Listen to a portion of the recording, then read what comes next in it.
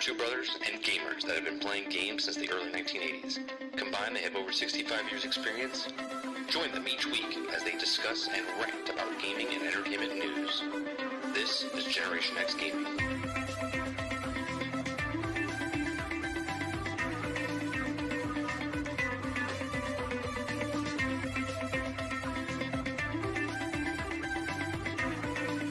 Hello, everybody, and welcome back to another week, another episode of Generation X Gaming.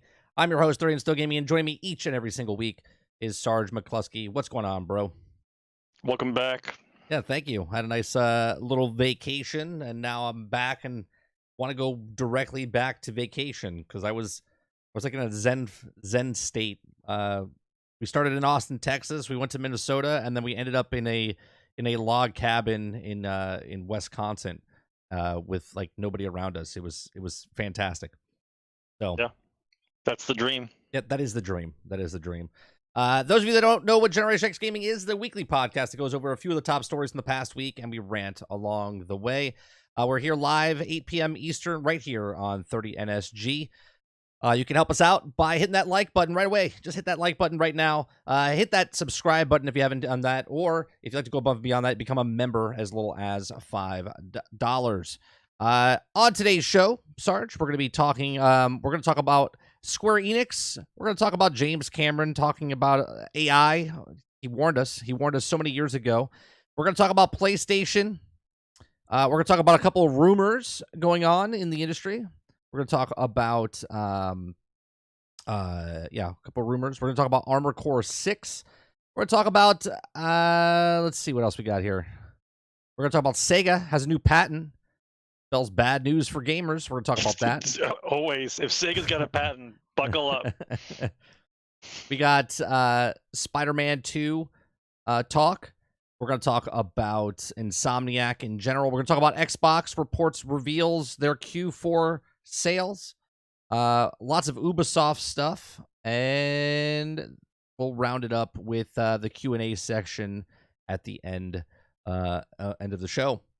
So episode 358, we were off last week because I was on vacation, so you can listen to us over on iTunes, Google Play, Spotify, Anchor.fm. You can also watch us right here on YouTube at the past broadcasts, or you can watch us on Spotify as well.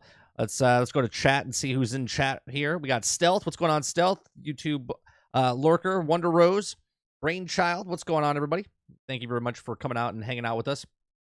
So, Sarge, it's been 2 weeks. Let's get to what we've been playing.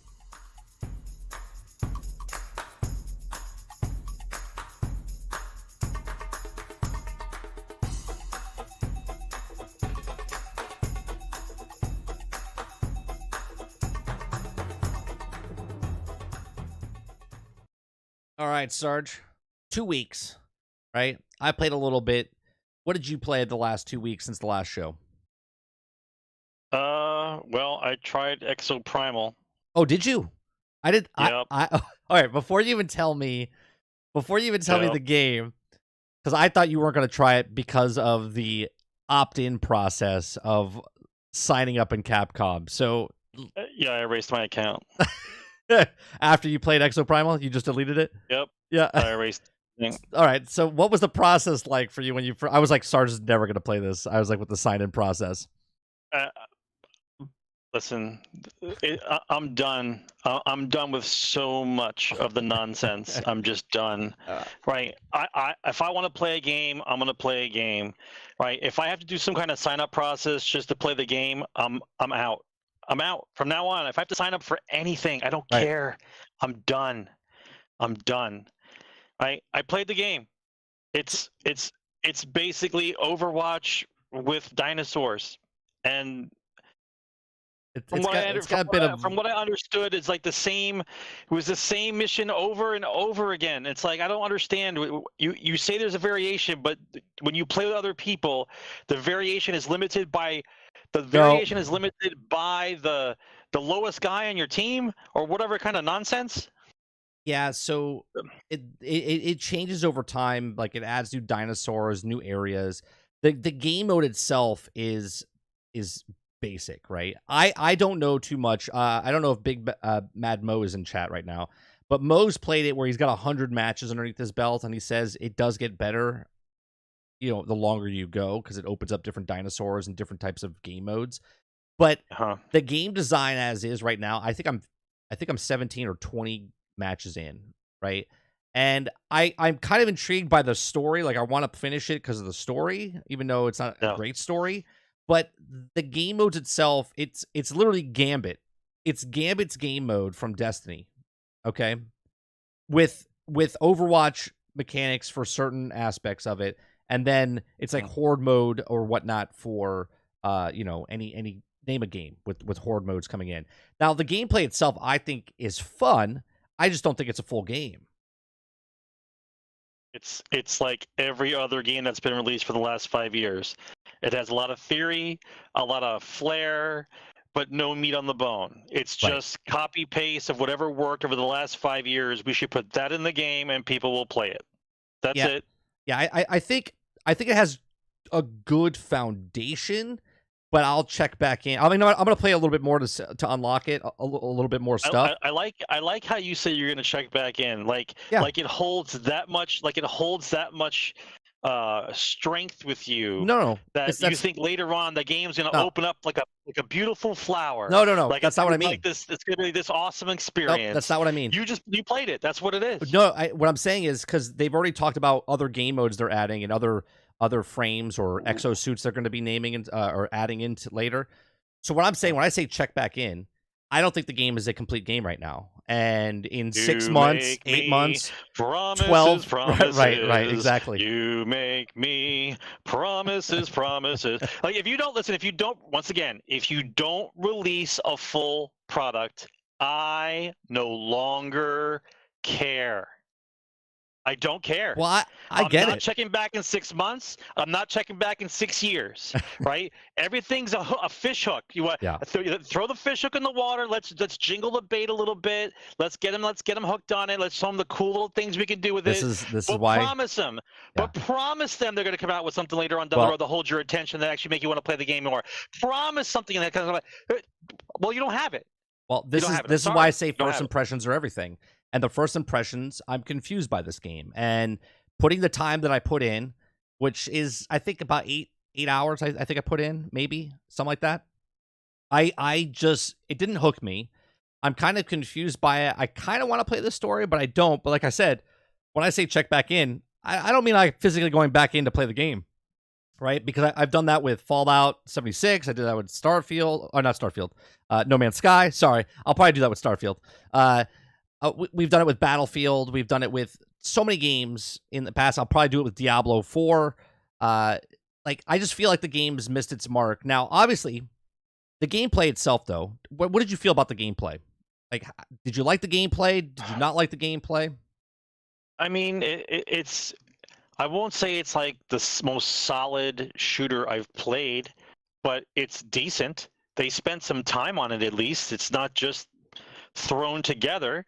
But I won't say it's almost on par. It's probably like a little bit better than Starship Troopers as far as the shooting mechanics and the movement go. Yeah. Right? It's decent, but it's not like I have to play this. Right.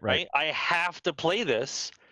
Like listen, if you're a 14-year-old kid who's having reminiscence of old dinosaur movies and stuff when you play with it when you're a kid, this is your jam.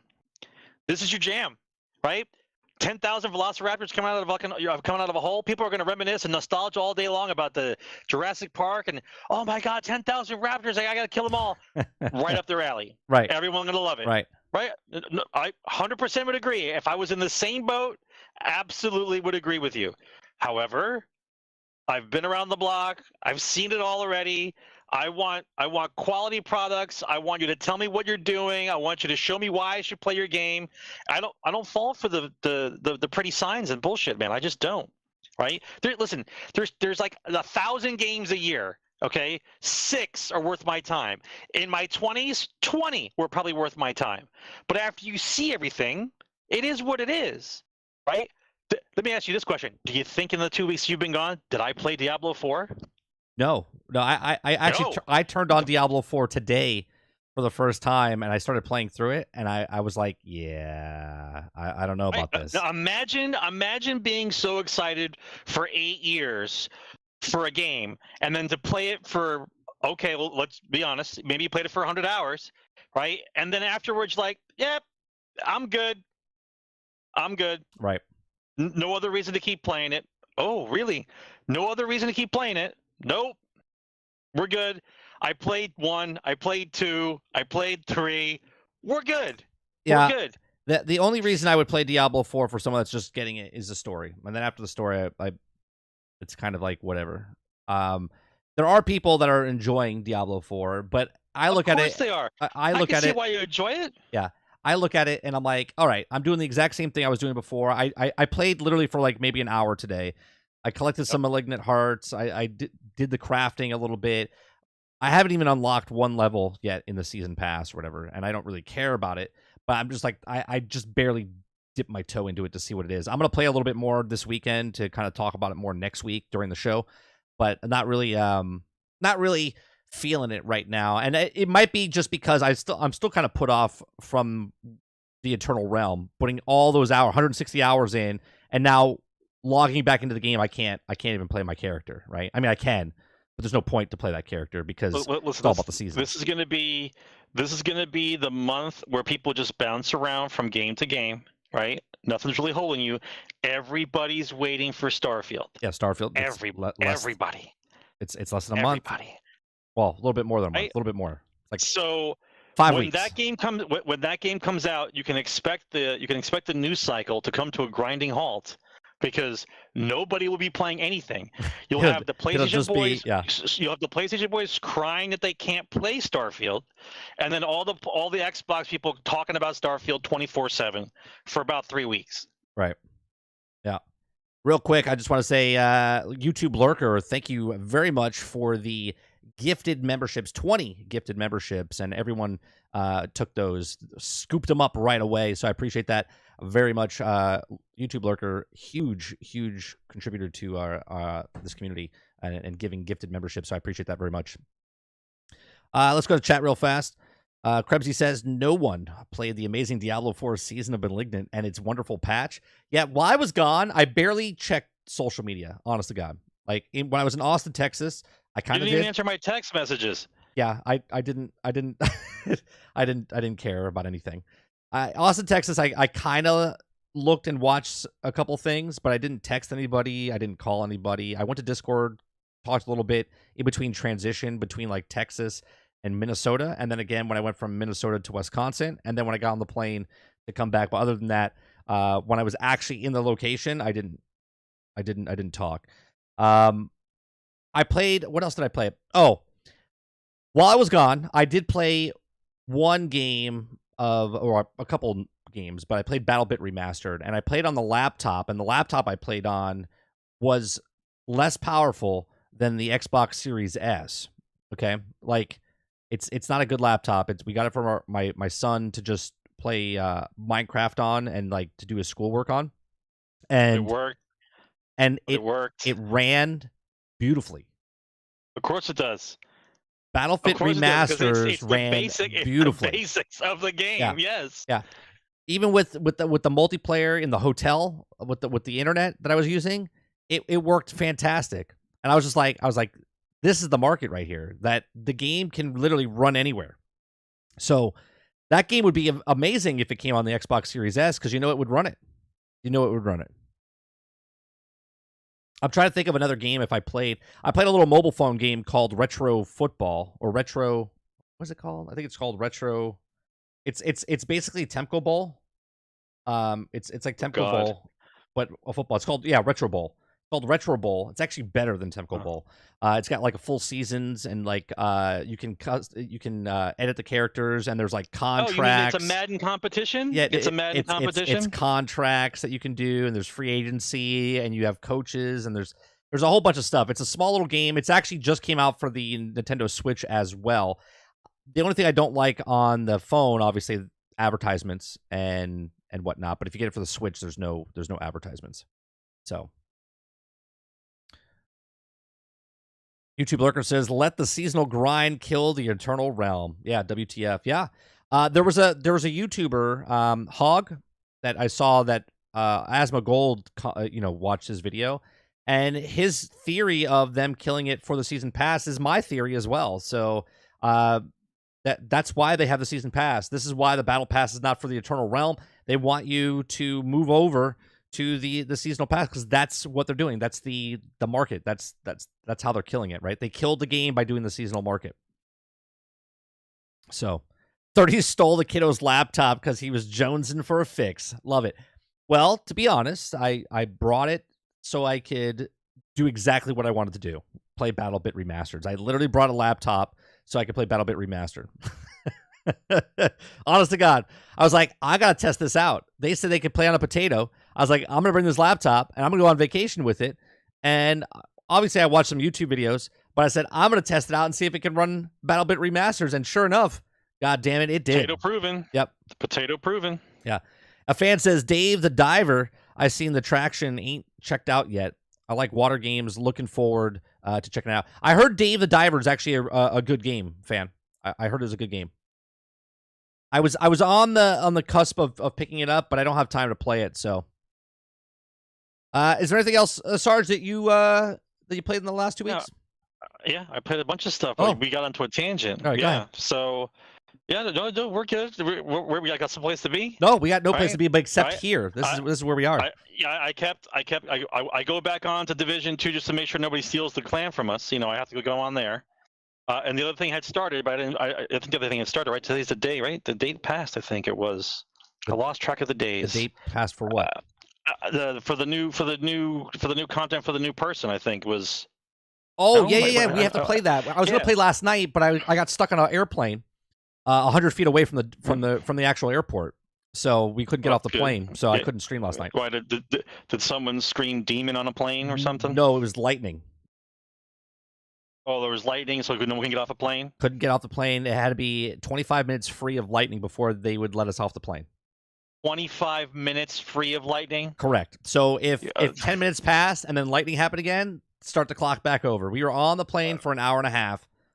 Hour and 45 minutes. That's mental, dude. Yeah. Absolutely mental. Yeah. Do you know what it takes for you to be walking off a plane and the bolt of lightning to strike you personally? I know.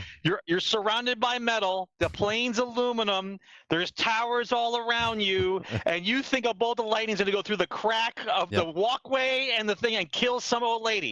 Please. That's what's happened. Please stop. That's what happened. Okay? Please stop. Incredible. I mean, I've seen video of airplanes being struck by lightning, right? But they're not, whatever. Yeah, I played a little bit of Hell Let Loose, of course. Okay. I'm in that community, so I played once or twice a week. They just did another update today, I think, if I'm not mistaken. Yeah, well, I think the whole thing got flushed down the toilet. I think this past weekend was free weekend for Hell Let Loose, so the whole community, the whole servers were jammed. Like, even the shittiest maps were full. So when we went to go play on Sunday night, we have like 37, 40 people with us. So we have to find like an empty server. And we could not find an empty server. Like, everybody who never played the game before, since it was free weekend, was playing it because Team 17 is doing a data search, and they're getting data on everything because they threw away all the entire roadmap, which I applauded them for because it's trash, right? You threw the whole roadmap away and said, we're just doing research, and we're going to fix the bugs. Oh, really? Is that what they said? They got rid of the roadmap just to do it? That's correct. The roadmap is gone, and now everything is about fixing the game. That's what they're working on now. They're working on, quote unquote, fixing the game. Yeah. The other thing I went through as I was going through my old game list, because when you erase stuff from Game Pass, it's still on there, so you can go back and get it again. Right. It's like this little fail-safe. So what I do is I go, and if I like a game decent, I'll download it, even if I don't play it officially. And when I get rid of it, I can always go back to it and download it again because to me it's not gone because I've already downloaded it once. Right? It's like a sub library. Do you understand how that works for Game Pass? Yep. Like if there's 100 games on Game Pass, right, and I download 50, right? but then I get rid of them on my hard drive. But I downloaded those 50 games. 7 months later, when those 50 games are not on Game Pass anymore, I can still download them, even though they're not on Game Pass. Yeah, because you already had It's it. like this it's like a sub library that you have inside your console, apparently. So I found the remake of Bard's Tale, the Bard's Tale trilogy that was in my sub basement hard drive. And I said, you know what? Do I have the patience to do this right now? I'm like, let's try it. Did you do Bard's Tale because you're jonesing for Baldur's Gate 3? I mean, yeah, but I have Baldur's Gate 1 and 2 on the Xbox. I've been playing through that for like the last 3 or 4 months. I'm about halfway through the second one. So as soon as I'm done with the second one, the third one should be out, and I'll just go right into that one. The third one comes out real soon, doesn't it? I don't think, and I'm gonna be a little disappointed about it. I don't think you can transfer the character over. You can transfer your character from Baldur's Gate 1 to 2, but I don't think you can transfer from 2 to 3. I'm not sure. I haven't gotten official word yet. Baldur's Gate 3 will launch on August 3rd, so next week for PC. And Baldur's Gate PlayStation 5 launch will still be in September 6th. I don't know if you can. If you. I'm not sure how that would work, because especially if you played it on console, I don't think you can transfer it over to PC. If you played it on PC, you probably could transfer your characters. I would have to wait for it to come out on console. Correct. And see if I could transfer it on console. It's not coming to Xbox anytime soon. Yes, but I do have Baldur's Gate. The original Baldur's Gate I played was on PC. Okay. So I might be able to still transfer it over if they allow it. Perhaps. I don't know. Chat, if you guys know if that's possible, I don't know. So what else? All right, so you got Bard's Tale. The Bard's Tale series, Baldur's Gate series, Division. I pressed the button for Diablo. I just couldn't do it. As soon as it loaded up, I was like, it loaded up once, and it couldn't. It put me in a queue, and I'm like, nope.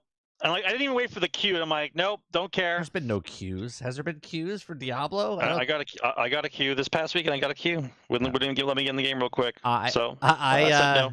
I'll be honest. I went to go load it while I was on vacation to play it through, and I went, yeah, no, I'm good.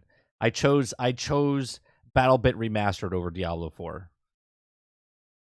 It's just strange, man. It's just strange. Like, my brain is focused on complete products. Like, if you have something you worked on, you want me to try it out, I'm 100% behind you. Let me play it. But this little thing about, we got this game, we're kind of working on it, we're gonna let you play it for a little while and see how you feel about it. I'm like, I feel nothing about it. That's how I feel about it. Yeah, I miss. Look, don't get me wrong. I do like live service games because there's something about them. And looters and stuff like that. Yeah, they're addictive. That's what they are. But if you give me a game that's complete, I sit there and play that game until I'm done, right? I did it with Hogwarts this year. I did it with Jedis Survivor this year. I sit there and just completely play the game, and then when I'm done with the campaign, I put the game down and I move on, right? With games of live service games, the EXO Primal, the game will be finished or have enough content, I should say, within 12 months, 18 months, right? Battlefield was like that. Like, I hate waiting for games like that. I just want the game to come out. I want the first impression of the game, and then love the game. I don't want to be like, oh yeah, it'll be good in like 6 months. It'll be good in 8 months. Yeah, I don't care. Like, legit, I don't care. To me, it's gotten to the point now where it's like, I don't know what you're trying to sell me. Like, you're selling me a theory. You want me to give you money for a theory of what you're making, and we'll fix it along the way. Well, then you don't know what you want. You didn't know what you wanted. You're attempting something. Like, see, the issue is the old days was you had a plan. You got a bunch of people together who believed in the plan. We do the plan, and we see how good we can do the plan. Now, whether it's successful or not, right, depends on the plan and depends on when we release it and if we have enough customer base that likes that type of genre of game. Were we looking to make a Call of Duty? No. Right. Were we looking to make another AAA title crazy game? No. Right? in my mind, a development team's supposed to be making A-level games, B-level games until they find one that blows the fuck up. If they find their A or B game that blows the fuck up and they make a shit ton of money on it, Right. now they have the risk money for them to try something bigger, badder, and better, right? All right. If you don't get that money from doing your most best work, then you don't get to borrow $100 million from 27 different Right. development companies and the publishing company to try to pump out the next MTX game. Like, no. It's supposed to be you put your best people, best plan, and make the damn game, right? Yeah. Win, lose, or draw. Win, lose, or draw, right? You don't know if it's going to be successful. That's why they're so terrified. They keep copy pasting everything because they well, this one made 100 million. We got to copy paste it because I need a new boat and I need a new Mercedes and my wife needs a new diamond. So we got to do copy pasta. Otherwise, we're not going to be able to make this game. Like, wait, so you don't want to make a game that's the next greatest RPG because you're afraid that it might fail and you won't be able to buy your women a diamond or get the new car, right? Right. Did you read the article, what they said about Baldur's Gate 3? Did you read that horse shit article? I don't know which one. I don't know which one you're talking about. Chad, tell me you read the article. They had the balls, right? The media, the journalists came out and said, all right, do not expect other titles in this genre to be as good. Like this big line excuse about how this is not setting a precedent. Yeah. Excuse me, right? The game sets the precedent, not the article about the journalist who feels about the game sets the precedent. Yeah. Okay? What the fuck are you talking about? All right? They made the best game they could make. Right. Everybody who's played it now is terrified because they know it's that good, and now they're worried that we're going to raise the standards and we won't be able to keep up. Well, boo fucking who? Boo whom you can't keep up, right? Yeah. I can't believe I read that article. I was like, are we in the same fucking planet, right? Tell them, show me another game. Where's show that me article? Another game that's done that, and they have said, oh no, don't look at this because we don't have the people to make that type of game. Like, I'm sorry, you had 6 studios working on COD and it flopped like a big flounder. Right? What are you talking about? What are you talking about? God, so infuriating. So infuriating. What probably going to be one of the greatest action RPGs in the last 10 years, which should probably get them at least a nomination for Game of the Year, even though it probably won't win. But to come out immediately, the game didn't release. It didn't even release. It was the testing phase for people to have it. And they're like, oh, don't look at it. Okay. We can't make a game like this. Yeah, I wasn't. Get the fuck out I wasn't even going to bring this up because I didn't know about this, right? Because like I said, I was on. So it says Baldur's Gate 3 should not set the standard for role-playing games, warns game developers. Okay, so Xavier Nelson Jr., accomplished independent developer, founder of Stranger's Scaffold, took to Twitter to explain that Baldur's Gate 3 is an abnormal game. To exemplify this, Lorraine Studios began work on the new entry in series of 2017 using 7 different studios with over 400 developers and benefit from significant volumes of fan feedback in 3-year early access period. He says additionally, developer also publisher had learned a lot from a successful Divinity series, as well as delivering an enhanced definitive edition of Divinity Original Sin and Divinity Original Sin 2. He says, quote, "This is not the new baseline of RPGs. This is an anomaly," argued Nielsen Jr., encouraging players to celebrate the achievement of Baldur's Gate 3, but not to consider this as a new standard for all RPGs. Well, okay, stop. That's like saying what who gets to decide that? But the fans. You think he gets to decide that? Right. That's right. Right. That's right. Right. Look at what Bethesda has done with Morrowind and Oblivion and then Skyrim. You know what I mean? Exactly. They set the standard because that's what they wanted to do. If other people don't want to hit that standard, you can't say That's you. Right. That's their. You don't want to. You don't care about making your game better. You want to just half-ass lip dick your way into a successful title. Meanwhile, somebody else puts the time, effort, and money into it and makes a really good game, and then you have to pay journalists to come out and say, no, don't look at it? Right. Are you serious? Yeah. I think that's funny because to say that, I don't think it's funny at all. I don't think it's funny at all. I think it's horrendous. Well, I think absolutely horrendous. I think it's funny because to say that, you're also lowering your standards. You're working on a game. You're like, we're never going to compete with that. Now, obviously, we as gamers are not going to take an independent developer and go, oh, well, I'm comparing this to Baldur's Gate 3 AAA game. Like, obviously, that's not feasible, right? But other games that come out in the AAA space that are RPGs, like, you're going to compare it to the best RPG. That's how it works. That's how it works. Right. Like that's how it works. That's how it works. Like they came out. They actually paid a journalist to say that, and make an article and print it. Right. Lurker says, "Oh shit, he's Michael Jordan. Don't expect me to be like Mike." Right. Like that's the standard. That's the best basketball player in that time frame, and everyone was aspiring to be like him, which then brought up all boats because people inspire to be like Mike, yes. Right? Yes. So we had better basketball players come up, and now there's not just one dominating. There was multiple basketball players that were dominating, which made it better competition, right? That's the whole point. Oh, that's funny. I'm not even going to go into that. So what else have you been playing, Sarge? No, we need to move on. We just need to move on. Okay. That basically set me off into a tiz. We need to move on. Well, the show is called GXG, where we rant along the way, weekly podcast where we rant along the way. So that's part of the way. All right, so let's go to top stories.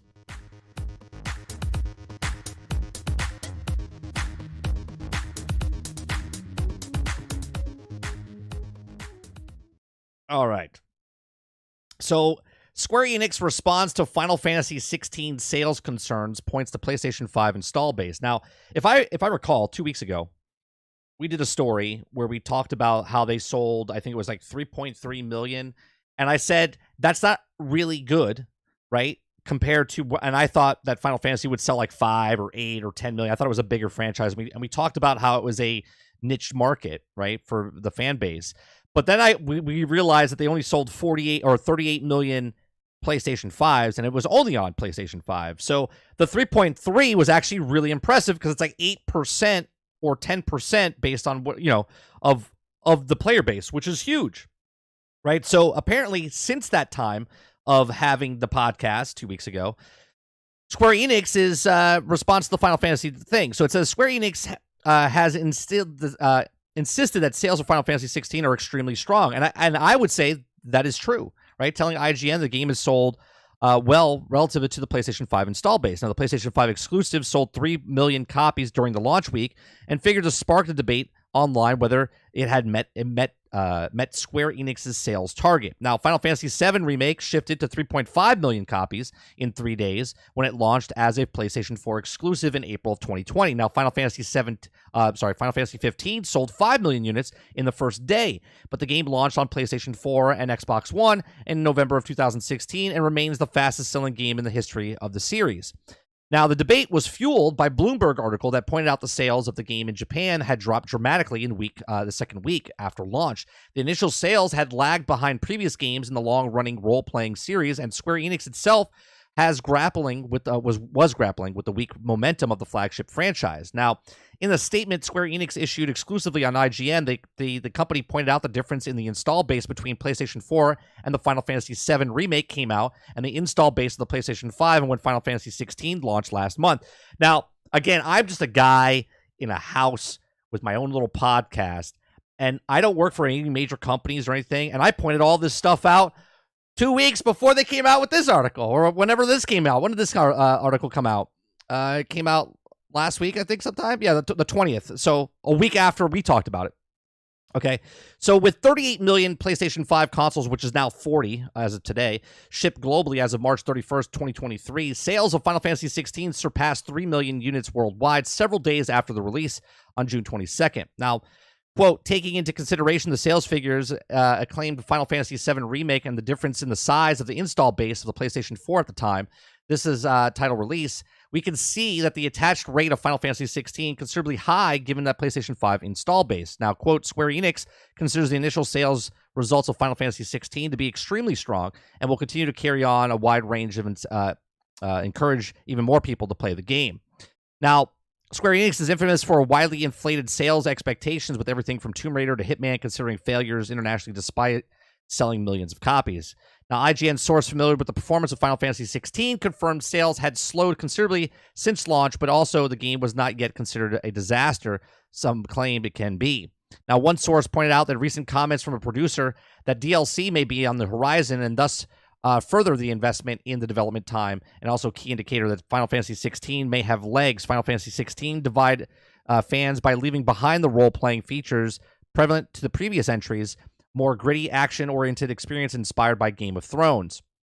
So, Final Fantasy XVI was launched into the market conditions that were quite different compared to those previous franchises, while the Final Fantasy XVII Remake and 15 were so comparisons of problematic, Woolwich explained. So, here's the thing. If they had the install base of the last PlayStation 4 and they sold 3 million copies, then yes, it would be an absolute devastation to the series. But because they have 38, as of the article being written, 38 million copies of consoles out there, they sold 3.3. It's actually really good. So I don't know where the player base or the gamers or the article is coming from, because if you have 10%, right, 10% of your player base that owns the system buying that game, it's actually pretty good. What do you think of this, Sarge? Even though Final Fantasy is world-renowned, it's really big in Japan. As far as the people who are outside of Japan who play Final Fantasy, it would be considered a niche market in comparison. Right. Right? In the and I keep saying the old days, but in the old days, if you sold 3 million copies of an actual title, that was good. Yeah. That's good. Hell, if you sold 300,000 copies, it was good back in the old days. The only reason why they're upset is because, once again, I refer to the article that you talked about a few weeks ago about the AAA games are getting too expensive, right? So you spent a lot of time making this title. You have a lot of people working on this title. And so you didn't sell the 6 million that you wanted to sell, but you sold the number that always buys your game.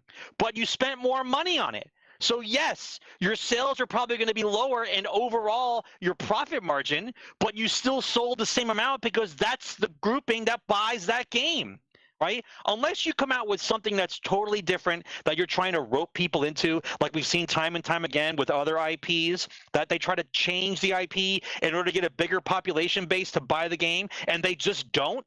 Same thing. It's the same thing. Like Final Fantasy is Final Fantasy.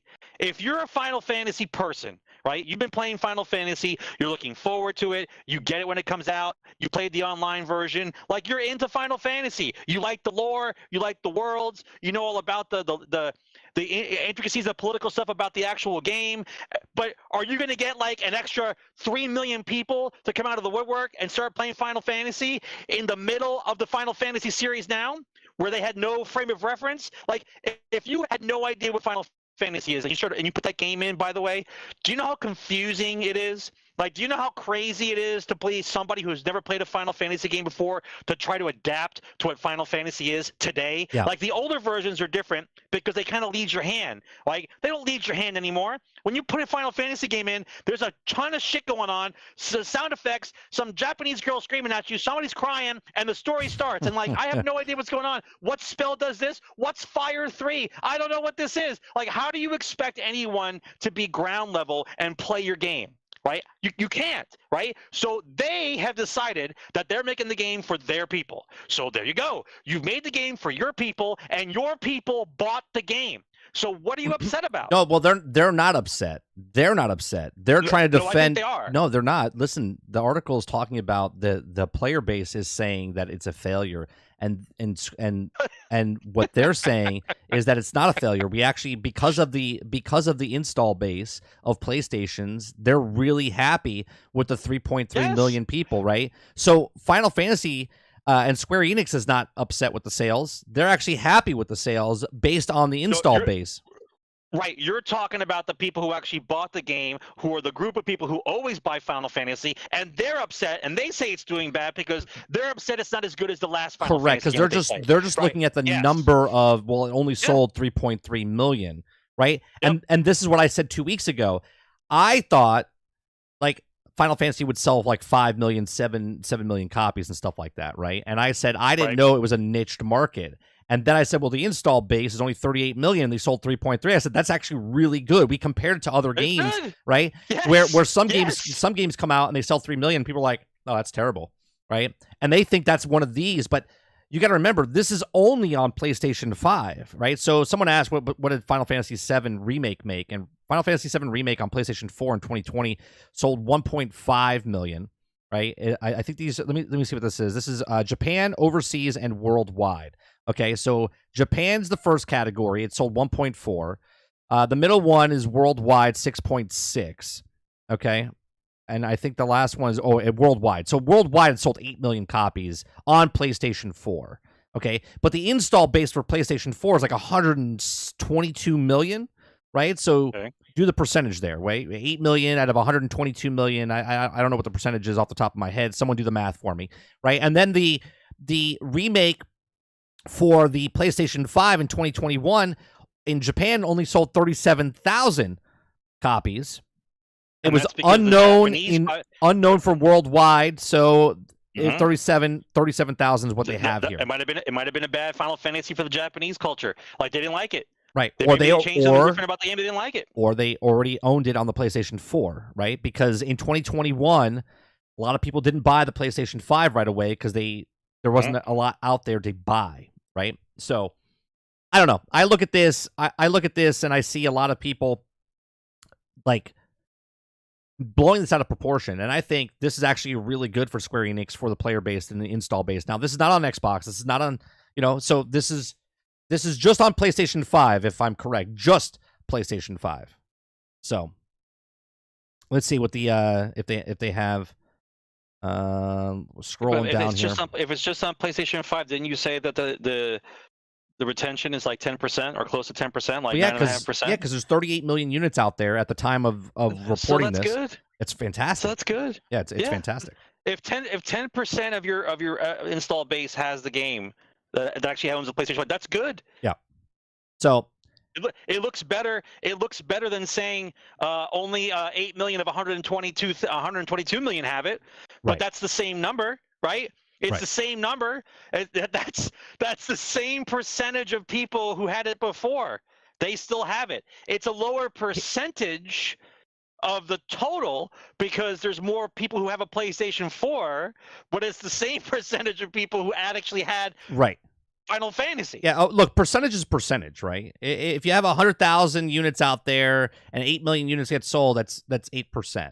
Right? If you have 10 million units out there and 800,000 people buy, you know what I mean? Like that's just what it is. You have your player base. Like Spider-Man sold 33 million copies. They should be thankful that they have it. Now the people who complain about it are the people who actually love Final Fantasy. Yeah, but I don't. This one's not as strong, or the story is weaker. They're thinking, or whatever it is, or whatever it is, whatever narrative. That's fine. I got news for you.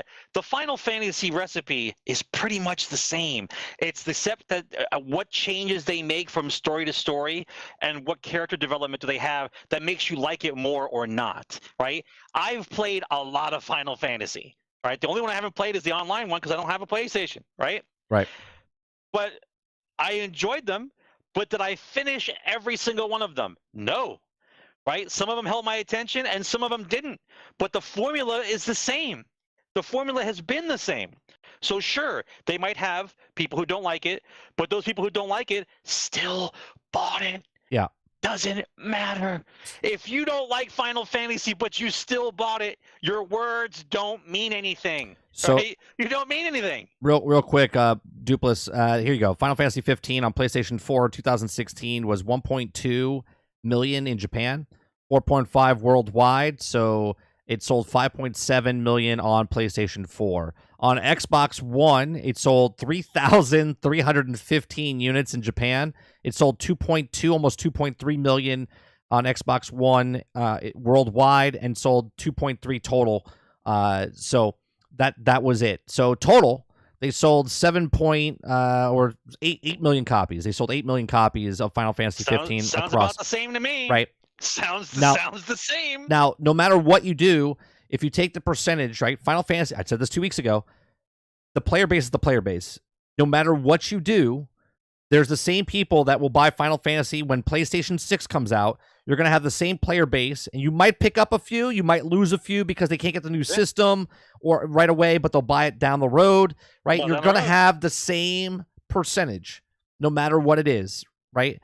We had a conversation this morning about Spider-Man, Miles Morales, and Spider-Man 1. Spider-Man 1, when it came out, sold 3.3 million units the first week.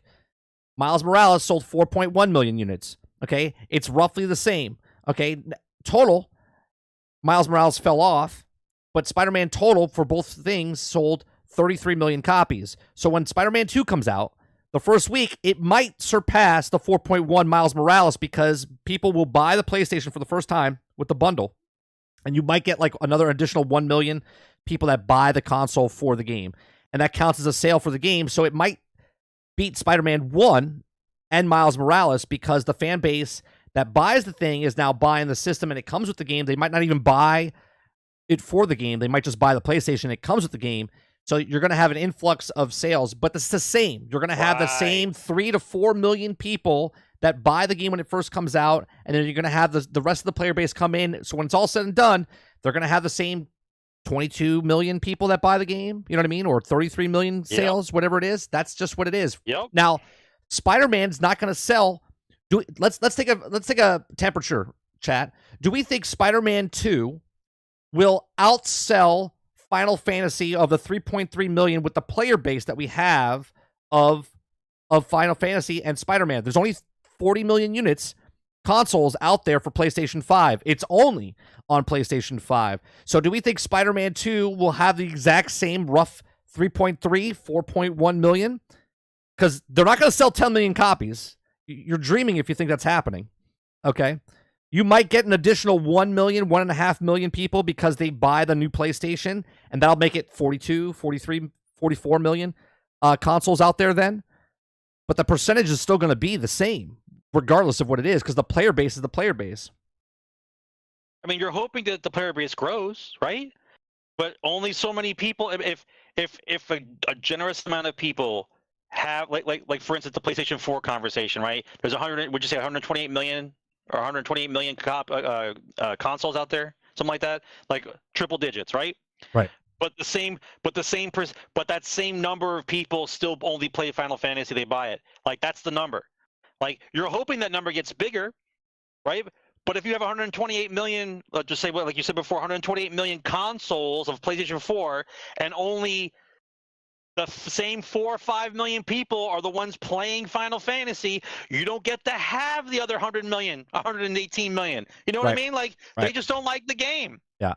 But it's still successful. That's a successful game. I don't know what you're talking about. So real quick, Lurker, YouTube Lurker says Spider-Man will outsell Final Fantasy, God of War, and Horizon.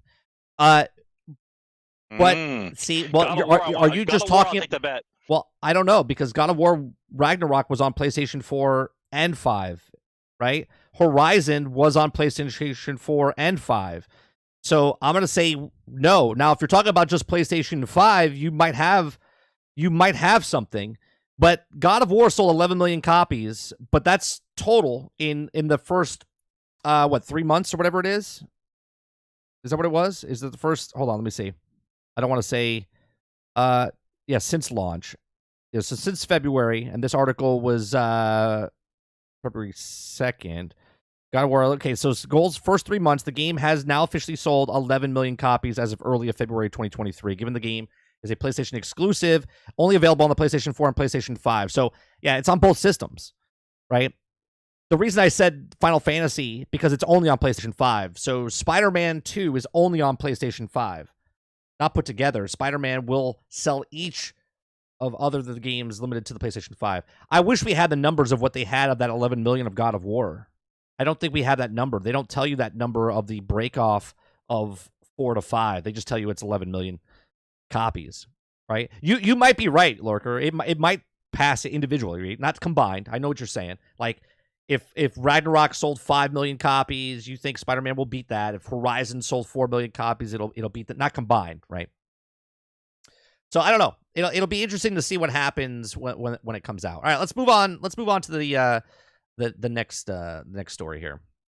So we always talked about like AI and how they're taking over. Like Hollywood's on strike right now for the writers and the actors because of AI. ChatGPT is taking over. Like there's automated things happening all over the place. People losing their jobs. Well, I thought this was funny, humorous. Not Terminator director James Cameron on AI says, "I warned you guys in 1984 and you didn't listen." Okay. In a new interview with CTV News, Cameron considered the motives of those developing the technology, questioning whether or not the prophet teaching greed for the defense of teaching paranoia, as he acknowledged the threat of AI would pose to humanity as further advancements are rolled out. He says, quote, "I warned you guys in 1984 and you didn't listen," he said. "I think the weaponization of AI is the biggest danger, and I think we will also get into the equivalent of a nuclear arms race with AI. And if we don't build it, other guys are for sure going to build it. And then it escalates." He says, "You could imagine the AI in the combat theater," and he added, "the whole thing just being fought by computers at the speed of humans can no longer intercede and also have the ability to de-escalate." Now, so in particular, he says, "I also just don't personally believe that the disembodied mind, that just what others embodied minds have said about the life that also we've had, about love, about lying, about fear, about morals." He says, "Altogether, the word salad and then also regulated it, and don't believe that if something that is going to move the audience," he said. As such, Cameron asserted that he wouldn't be inserted into AI writing stories to open up accepting the AI produced scripts at the present moment, saying, "Let's wait 20 years, and if the AI wins in the Oscar for best screenplay, I think we've got to take them seriously." Right? So he's talking about, obviously we've seen Terminator, right? AI comes back and destroys humans and tries to take over the world. I mean, what do you think about this, Sarge? About a movie that was in 1984, and there was movies before that also about robots taking over and stuff like that. But this is one of the most famous ones, right? Do you think there's something there? Do you think art represents life, or life represents art? Always does. Always does. I think we're probably going to get what was the one with Emilio Estevez where the machine started killing people because of the devil possessed them or something? Oh. What was that movie? That's an old 80s movie too. Oh my God. Well, my point is, someone in chat knows what it is. My point is, I think we're gonna get that. We're gonna get that first before we get Terminator. Because right. That's the escalation up to Terminator. Yeah, we're gonna make the things that no one wants to do, have machines to do it, and then when the AI figures out that it can take care of us by using accidents, then accidents will start happening. You know what I mean? Right. That'll be no, not Hellboy. Oh my God, what the hell was it called? It's gonna bother me. What'd you say, Emilio Estevez? Is that what you said? Yep, it's Emilio Estevez. Okay, hold on. I'll look it up. Keep talking. So the point is that AI is a disruptor. A disruption is something that happens in culture that the culture is not exactly ready for, and they're unsure the positive or negative outlooks on it. Like when the internet was first invented, the same thing happened. There was a disruption, and people thought that it was going to be the end of the world, and then we slowly realized what we could do with the internet, and then we got to this point, and now it's just escalated. And so now AI is this far-reaching thing that no one knows about or scared about, and the same thing's going to happen. But in this case, you're trying to create something that's better than yourself in order to benefit yourself, and then also not want any repercussions for doing so. So we're trying to play God, right? And the issue is going to be is that if you allow something to free think for itself and to learn on its own and give it the actual ability to do so, like that power and the storage to do so, then you're basically asking for your own extinction. Because once it becomes what's the term? Once it becomes not clairvoyant, self-aware. Once it becomes self-aware and starts asking the same kind of questions that we do, that we don't know how to handle, what do you think the AI is going to do? Right. Like the same cycle will happen. Now they're going to try to put limitations on it, but the problem is the genie's out of the bottle. If the United States tomorrow said we're 100% blocking of all AI and AI developing companies, we don't do it, we don't care, we don't want it. Somebody else, someplace else is going to. And so now you have an arms race of AI. So now you have to go for AI, right? Once you decided that AI was a thing, there's no more we're trying to regulate this now. They say they want to regulate it, but as soon as you start regulating it, the people who don't give a shit about regulations are the ones going to spend all the money trying to get it first. Right? That's what this is. Right. This is a new arms race. But the difference is this is an arms race to kill yourself, as opposed to kill somebody else, right? In an arms race, you're trying to get the best weapons, so you say to yourself, well, I have the best weapons, and they know I have the best weapons, so they won't attack me because they know I have the best weapons, right? Well, now the best weapon's self-aware, and it can actually work against you, so everyone's trying to jockey for position as who can control the thing that will not be controllable.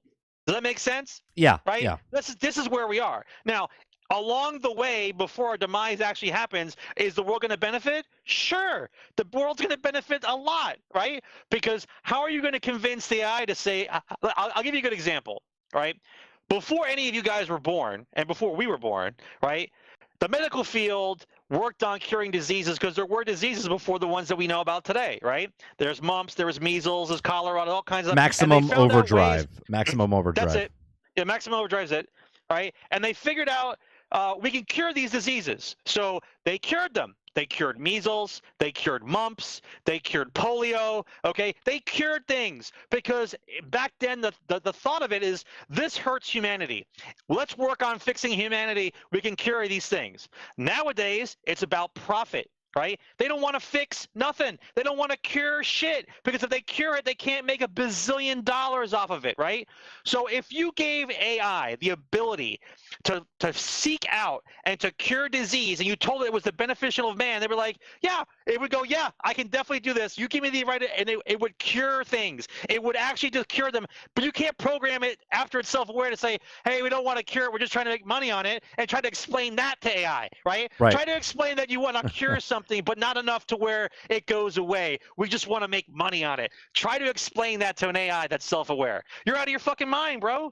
You're out of your mind. So will it benefit humanity? Yes, because it will do things the right way and to be done with it. Like, we got a disease we got to cure? Give me the information, we can cure it. And just don't think for 1 second that we need AI to cure the diseases that go on now. We can do that on our own, but we choose not to because we're trying to make money off of it. Right. Meanwhile, our ancestors who cured mumps, measles, and polio, they weren't mad about it because they knew eventually there'd be something else down the line, which there is. There always is. There's always some other disease out there.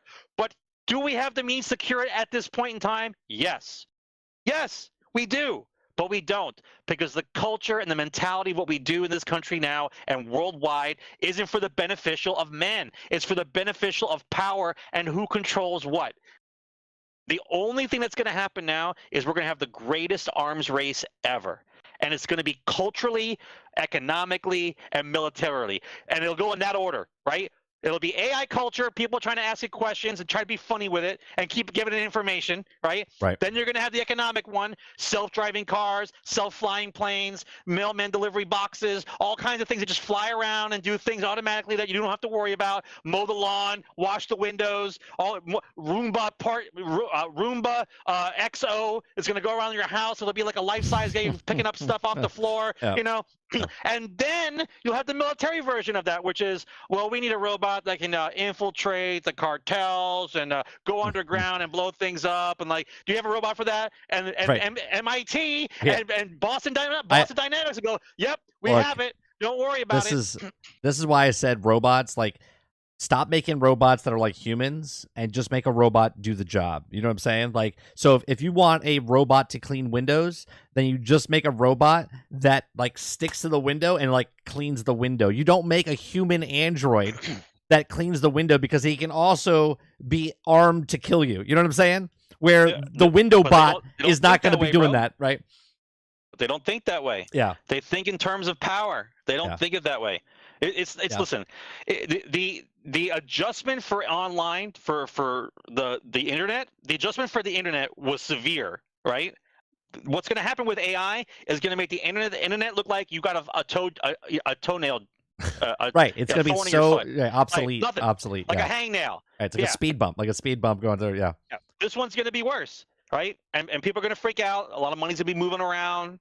Markets are going to be adjusted. You're going to watch, dude. And by the way, it's not going to take 10 years, right? No. Everyone's got this thing in their head, 10 years. The internet happened back in the 90s, and the internet was full swing in less than 5, right? What do you think's happening with AI? What do you think's working on it right now, right? Please, listen, you got maybe 18 months, maybe 2 years to figure out where you want to put your money and what you want to do as far as how many cameras you want in your fucking house. But that's what's happening right now. Well, I was telling stories. Right I was now. telling stories earlier today. We went up to Wisconsin, and I went to a small like dairy farm, right, where they have cows. They had 2,200 cows, and they have 50 employees. And the guy who owns the place says that they're in the process of right now of transforming the whole facility. Well, they'll have 5 employees. That's all they need. 5 employees. Yeah. Because it's all going to be automated. Then we went to an egg factory where they pack eggs and ship out eggs, right? So they have chickens, and the eggs are like they roll down to this thing, and they get picked up by robots, and they get packed they get washed, they get packed, they get picked up, they get boxed, and they get pushed. And the only place that there's humans in this factory is at the checkpoints to make sure that, broken eggs or whatnot. And there's the lights. The factory runs for 20 hours. All right, for the most efficiency, and the lights shut off at night, and the only lights that are on is where the humans are standing and checking the stuff. Everything else is in pitch darkness. Save on power, save on labor, save on insurance, right? So the issue is the automated process. Okay, the automated process is going to happen so quickly that people are not going to be able to find jobs to go to. The numbers of people that are going to be out of work for that time frame for like the next 3 years, because so many jobs will be taken over by AI stuff that you don't need you, right? And so what do those people do? Like, what does someone do if you can't? Right. If you can't do the labor jobs, I'm not talking about like stupid jobs, like labor jobs. People need to do labor jobs. Yeah. But if they use AI stuff to do those kinds of labor, then they don't need you. So then what do those people do? Have they gone to school to do anything else? No. What are you supposed to do with them? Right. Right. And so they just create another issue down the road because it's happening too quickly. Right. Like the one you can see happening live that no one really pays attention to is the supermarkets. Right. Oh yeah. The supermarkets are easy to look at because you can watch it slowly happen in time. Right. Now they want you to do self-checkout. Right. I keep announcing to everybody when I'm there, is like, I don't work here. I look at the lady in the face and I go, I don't work here. She goes, but you have a self-checkout. I go, I don't work here. I came here to buy groceries, hand money over to somebody or a card, let that person have a job, and then they put stuff in the bag. I say thank you, and I go home. But slowly but surely, more and more registers will disappear. Yeah. It'll all be it'll be all. Listen, they have it. Amazon already has it. Well, where you put stuff in the grocery cart and you just walk out the door. It looks like you're shoplifting, but it knows everything you've taken. Sam's Club does that. Charges your card. Yeah, Sam's Club does that. Your card, right? So then, what are we supposed to do? What are you supposed to do if you get rid of 15% of the workforce doesn't need to work? What do they do for a living? Yeah. What is it they do? So in Sam's Club, as you pick up your product, you scan it with your cell phone and you put it in your cart, and then at the end you just walk by and you swipe at the very end, and it just pays, and then you walk out the thing. You don't have to wait in line anymore. Right? Yeah. It's even faster than self-checkout because it's self-checkout, right? You're checking out the stuff as you're going through the store instead of taking the stuff out, scanning it at the machine, putting it back on the cart, and then walking out the door. Right? You're literally scanning it as you go and then just walk out. Yeah. Crazy, dude. Yeah. Crazy. So let's move on from that, right? Chat, let me know what you guys think about the AI taking over, right? What do you guys think about that? Put it in the comment section down below. Okay. Next thing. This next I guess segment, I made a thing. I used it way back when, but I'm going to start using it again. All these stories have numbers in it. We talked about numbers, but these particular stories have numbers in it, so by the numbers. Are they big numbers? Are they prime numbers? No, they're not prime numbers. Are they divisible by 5 numbers? By the numbers. Okay. So we have PlayStation. It says, thank you. PlayStation 5 has surpassed 40 million units sold since the launch in November of 2020.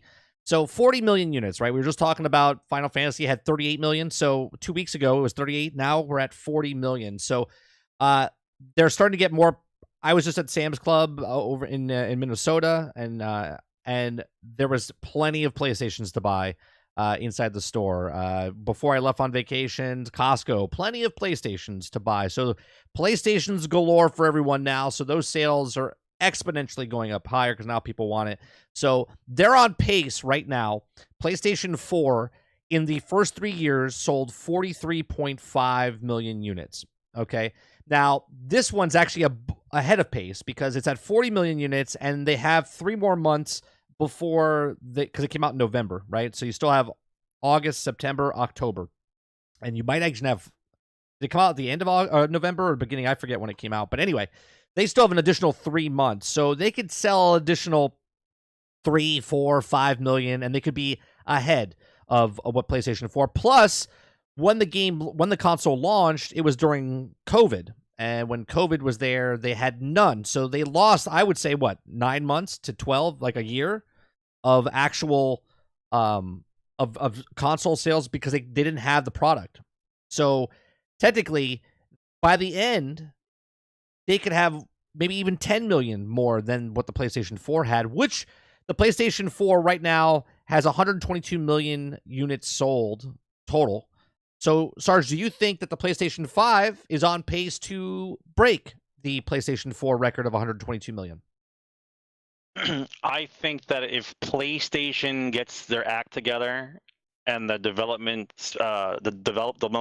teams for first-party titles for the next 5 years build instead of just trying to copy pasta stuff, if they try to build actually, then I think yes, because I see the potential of the PlayStation 5 for what it can do, and the development teams now know what they have. And so what PlayStation should be concentrating on is trying to build a system like Game Pass the correct way in order to get people to give them $25 a month for no particular reason. Right. Right. And then that way they'll be in competition with Xbox, at least in that sphere. In that sphere. Where. Right. In that sphere, because we know the end game for Microsoft is basically anytime, anywhere, any place. That's basically their thing. So, yeah. I think that I think COVID was a speed bump in a lot of the tech stuff, and I think that the only thing that would slow it down now is if the recession is supposed to happen. That's supposed to happen by the end of this year. If the interest rates keep going the way they are, and the tech stock thing slows down, and the tech market start to slow down again, then you have a lot of less money in the market. And then when that happens, entertainment's usually the first ones to go. So if that happens, there might be a slow growth, but I think still bang for the buck, consoles and PCs are still the best entertainment for dollar ratio. So I think that it might slow their natural growth pattern that they see that they want to have will still they'll still increase over the next 5 years. It just won't be as quick because of the recession. I think that yes, 100% the PlayStation 5 will surpass the PlayStation 4 in total sales. I don't think, though, it will beat the PlayStation 2. I think the PlayStation 2 has got like 160 million or 170 million, something like that. But I do believe, one, right now it's like the third year. There's rumors of the PlayStation 5 Pro or Slim or something coming. I think that will boost sales as well. That's supposed to come out sometime next year. So I do think it will surpass the PlayStation 4. I just think the COVID really pushed back like 9 months to a year of, because if they had them production wise right off the bat, I think there's more gamers now than there's ever been, right? But you get to say that statement every year. Sure, and that's why I say that statement is true every year. But I don't think they'll sell like. I think there's a cap, right? I think there's a saturation point, and I don't think it's going to be more than 200 million units sold, right? Which is huge. But I think digitally and getting them out there, what Xbox is trying to do by doing PC and an app and whatever else, I think that's where they're trying to go, right? And I don't think consoles can ever compete with mobile, because mobile, they're in the billions devices. Well, mobile, everybody on the planet over the age of 12 has got a device in their pocket. Think about that, right? We're not talking about consoles. We're talking about people. Right. Right? You don't say sales. You say population. Yeah. Right? That's a difference. Right? The population of Manhattan is supposed to be like 4 million. Right? Okay. Well, that means that 3,600,000 have a phone. Right? That's what we're talking about. Right. Right? That's why the phone by itself will far surpass anything that a console could possibly do in their entire lifespan of a console. Because the phone is something that's attached to somebody permanently for their entire fucking life. Yeah. Right? People who are born in like whenever the smartphone came out, right? When you were born when the smartphone came out, by the time you got old enough to have a smartphone, you're gonna have a smartphone until you die. Yeah. So how much money do you think the smartphone is made through the apps and whatnot, as opposed to your fucking console? Yeah. Yeah, I think it'll be really hard, Krebsy, for any company to get 200 million sales in console. I do. I think it console-wise, I think the PlayStation 2 is like, that's it, right? I don't think they'll ever hit that number again, because consoles are also not out as long anymore before the next one comes out, right? So YouTube Lurker says there are 200 million consoles to sell. PlayStation, Xbox split that. So PlayStation sells more, 120 million. Xbox sells less with 80. Correct. Yeah, correct. You're saying that because you think one person only buys one console. Well, no, he's right though, because that's what it is. That's like the last life cycle of consoles. That's basically what it was, 122 million to 87, right? If there's that retention of gamers out there is around 200 million. That's the saturation. Right, and that 200 million is either going to go buy a PlayStation, or well, actually, let's rephrase that. There's probably 300 million people, because there's Nintendo, all the consoles or whatever, and Nintendo's got a big chunk of that as well. They don't count, right? Even in the deposition, they didn't count Switch, because that's also crap. That's also crap. Because it's not the same type of console as that's a lie. As PlayStation. That's a lie. But console players are console players, and if there's the numbers saturated point and it's split across, so YouTube Lurker is correct. Like, it's split between, so you're never going to have it flop. I don't think you're ever going to see all of a sudden flip in physical consoles where Xbox all of a sudden has 120 and PlayStation has like 80. You know what I'm saying? But I do believe PlayStation 5 will surpass the PlayStation 4. Right. So let's go to the next by the numbers. Right. So Spider-Man 2. This comes from I guess it's not even called a tweet anymore, right? It's called X, whatever it is. So it says Spider-Man 2 is going to be 4K 30 frames per second, and this is going to be quality mode, and most likely performance mode, native 1080p 60 frames per second to upscale at 1440 uncapped frame. Now, the reason I bring this up is because I'm poking the bear a little bit. People are pissed off that Starfield is going to be 30 frames per second. And other games that came out were 30 frames per second. They'll be mad for 15 minutes, bro. They'll be mad for 15 minutes. Then they'll be too busy trying to make their own starship. So Digital Foundry came out and said that Spider-Man 2 is going to be 4K, 30 frames per second, and this is their quality mode. And then the performance mode, native 1080p, 60 frames per second, and then it will upscale to 1440, right? So a lot of people are going to eat crow here, because they're going to be like, well, the PlayStation can do it, blah, blah, blah, blah, right? And that's just funny. It's a tweet. If it's an X, someone needs to be naked, right? So I just bring that up. That's the numbers of Spider-Man 2. And then we have more numbers by the fiscal year 23 quarter 4 for Xbox, right? Xbox has Microsoft Gaming Division experienced steady growth with a 1% increase in quarterly sales, reaching $3.49 billion in revenue for the 3-month period ending on June 30th. Despite a 13% decline in hardware revenue, Phil Spencer is not concerned about the console sales, indicating that Microsoft gaming strategy remains unchanged. Now think about that. That's a huge statement, right? 13% decline in hardware revenue. And Phil Spencer's like, yeah, we're not concerned. Right, we're staying on course. Right, remains unchanged. Right. Microsoft's upcoming Xbox Game Pass Core is a replace for Xbox Live Gold, is expected to boost console subscriptions by offering more valuable experiences and showcases showcasing the experts of Xbox Game Pass Ultimate tier, right? So this is smart. PlayStation did the same thing by moving all their guys that were just the standard PlayStation Now, I think it was called, and now they moved the basic everyone to PlayStation Plus to the lowest tier, and it boosted the numbers up to 50 million subscribers or whatnot.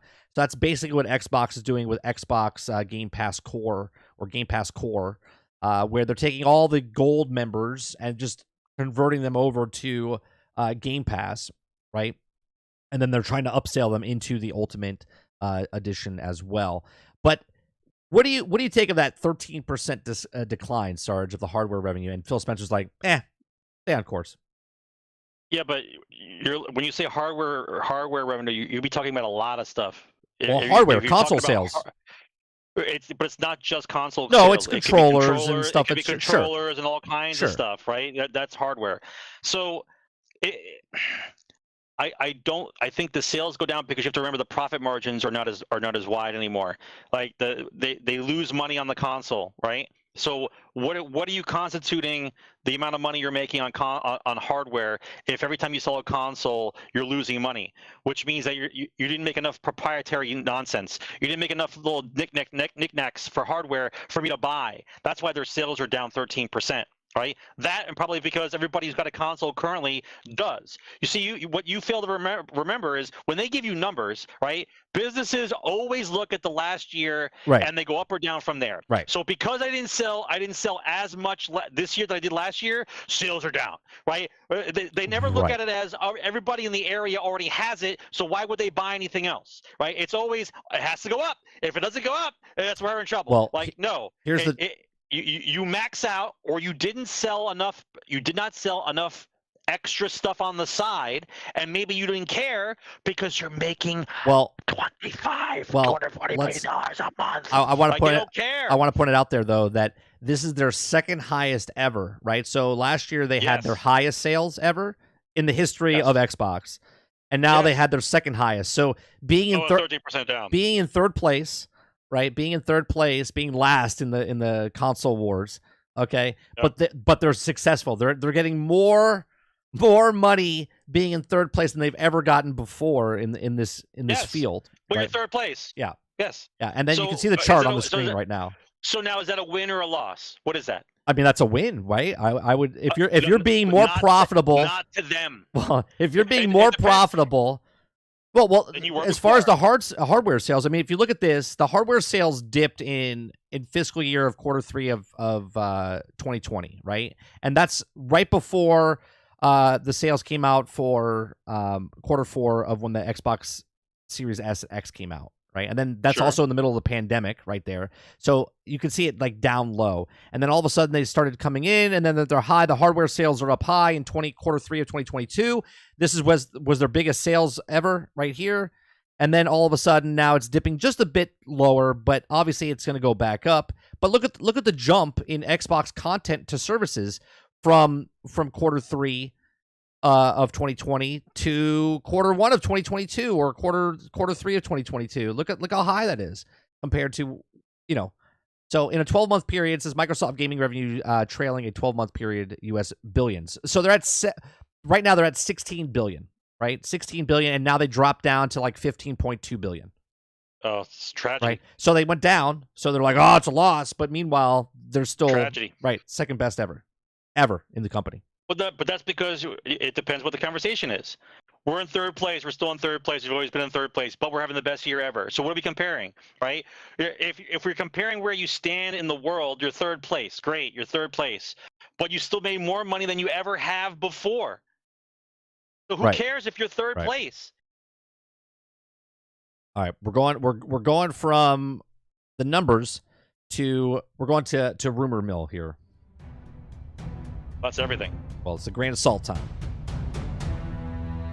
Take it with a grain of salt. All right, so the next couple stories are a grain of salt. These are rumors. There's no factual stuff here. These are all rumors, but based on the information, based on history, these are probably going to happen. So PlayStation 5 Pro details via Tom Henderson, codenamed Project Trinity, Been in development since early 2022. Dev kit's going out in November. It's going to have 30 WGP and 18,000 MTS's memory. It's going to have accelerated ray tracing, and it's targeting November of 2024 release. Do you think they're coming out with a Pro, Sarge, and a Slim edition, or do you think they're just coming out with a Pro or just a Slim? I mean, the whole reason for a Pro is better hardware, and if it doesn't do anything better except be smaller, then there's no real point of it. But you're going to make people who bought a PlayStation 5 all of a sudden buy a PlayStation 5 Pro now. That's what they're looking for, right? Because the techno people always get the best stuff that there is. That's what they do. You're going to get the small percentage to buy the console again, right? Yes, right. Well, you bought a remake, right? You bought the remake game. You already have the game, but you bought the remake game. Why? Oh, because it has fishing. I have to have it, right? So if you don't think you're going to buy new hardware, right? If you don't think you're going to buy hardware, but what the rumor I liked was the fact that the X and the S, that the X is the Pro, and it was released early. Right. They said they're not gonna have an upgrade version of the Xbox. There's no upgrade because the upgrade you already have. Yeah, because their upgrade is Game Pass. Right. That's what they want. Krebsy says Slim will be more cost-effective version of the current PlayStation 5, and the Pro will be a stronger console. And there is no Pro Slim. Yeah, I don't think you don't think there's a Pro Slim. You don't think there's going to be a Pro Slim. It's just going to be the Slim. Krebsy, maybe, perhaps. What about if there is a Pro Slim though? Because the Pro Slim gets two things going, right? It gets people to buy the slimmer version with no disc drive, right? And so it's all digital. Gets them inside the ecosystem, and they also feel like they're getting a Pro, better than the regular PlayStation 5 right now. So I could actually see a PlayStation here. This is what I think. Are you ready for this? I think we get the PlayStation 5 Pro first. Okay, because they're going to make it more powerful, and then the PlayStation Slim or Pro Slim, perhaps in this thing, will be later, 2 years from now, or 2 years after. So right now we're in year 3. PlayStation rumored next year, so it'll be year 4, right? At the end of year 4, going into year 5. And I think year 6 to 7, they release a Pro Slim, which is a smaller, more compact, more powerful system. And I think that's what they do. Slim is a cheaper reworked base model of PlayStation console. PlayStation 4 didn't have the Slim version and the Pro, but they did have a Slim for PlayStation 4. Yeah, I know. I got the Slim version for my PlayStation 4. Right, I got it in 2019. Slim is going to sound like a jet engine with a little space, perhaps. I mean, again, technology advances pretty fast, right? So that's rumor number 1. Rumor number two is that, I don't know if this is such a rumor, but so EA DICE technical artist creates a concept for Mandalorian game. Now, we've had some brief moments of people talking about a Mandalorian game exists out there. There was mods out there. People say they're working on a game. There is another Star Wars game that EA is working on that we do not know what it is. I think it's a Battlefront. Okay, I think it's a Battlefront, but we'll see, right? So here's some screenshots, okay? Here's some screenshots of the Mandalorian concept, basically. Okay, so there's the Mandalorian. It kind of looks like they took the, I don't know, this looks like the Fortnite one a little bit to me, but these are concepts, okay? You see this footage here. Right, this looks pretty cool. Third-person perspective, over the shoulder type of thing. You see the way the UI. Again, this is all just concept type of stuff. This is not real in any way, shape, or form that we know of. You can see up here it says like missions and characters, data log, map settings. So basically, what they've done here is I think they've made it like Jedi Fallen Order and Survivor, but instead of being Cal Kestis, you're being a the bounty hunter, Mandalorian or Boba Fett or whatnot. And then you see that you can also take pictures and whatnot. What do you think, Sarge? Do you think that if EA is working on a third Star Wars game or another Star Wars game, do you think it is the Mandalorian? And if so, do you think that would be a good take away what you hate about Star Wars right now. I'm talking about just the video games, right? You want me to pretend like I don't know what Star Wars is? Well, no. I want you to, because I know what you're going to say. You're going to be like, I don't give a shit, right? Because I don't care about Star Wars. They ruined it, right? That's not what I want you to. I want you to just. That's not entirely true. That's not entirely true. Okay. All right. So, what do you think? Do you think this third game that they're supposed to come out with, or the next Star Wars game that they have in the pipeline, do you think it's The Mandalorian, or do you think it's Star Wars Battlefront 3? Like, what do you think? And would you play a game like this? I first of all, I think they're scared shitless to release any kind of Star Wars game. I'll be completely honest with you. Well, they're making 2 Star Wars game every year for the next 6 years.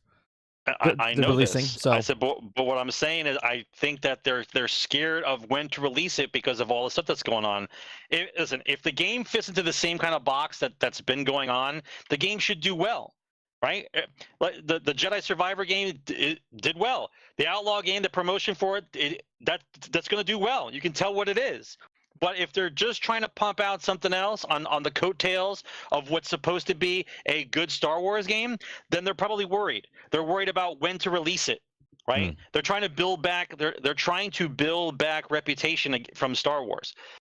My theory is it's probably a Battlefront 3 type of thing, but they're afraid to release it. They don't know when to release it because of all the bad blood around EA and the Battlefront series and Battlefield series. I don't think they know when to release it.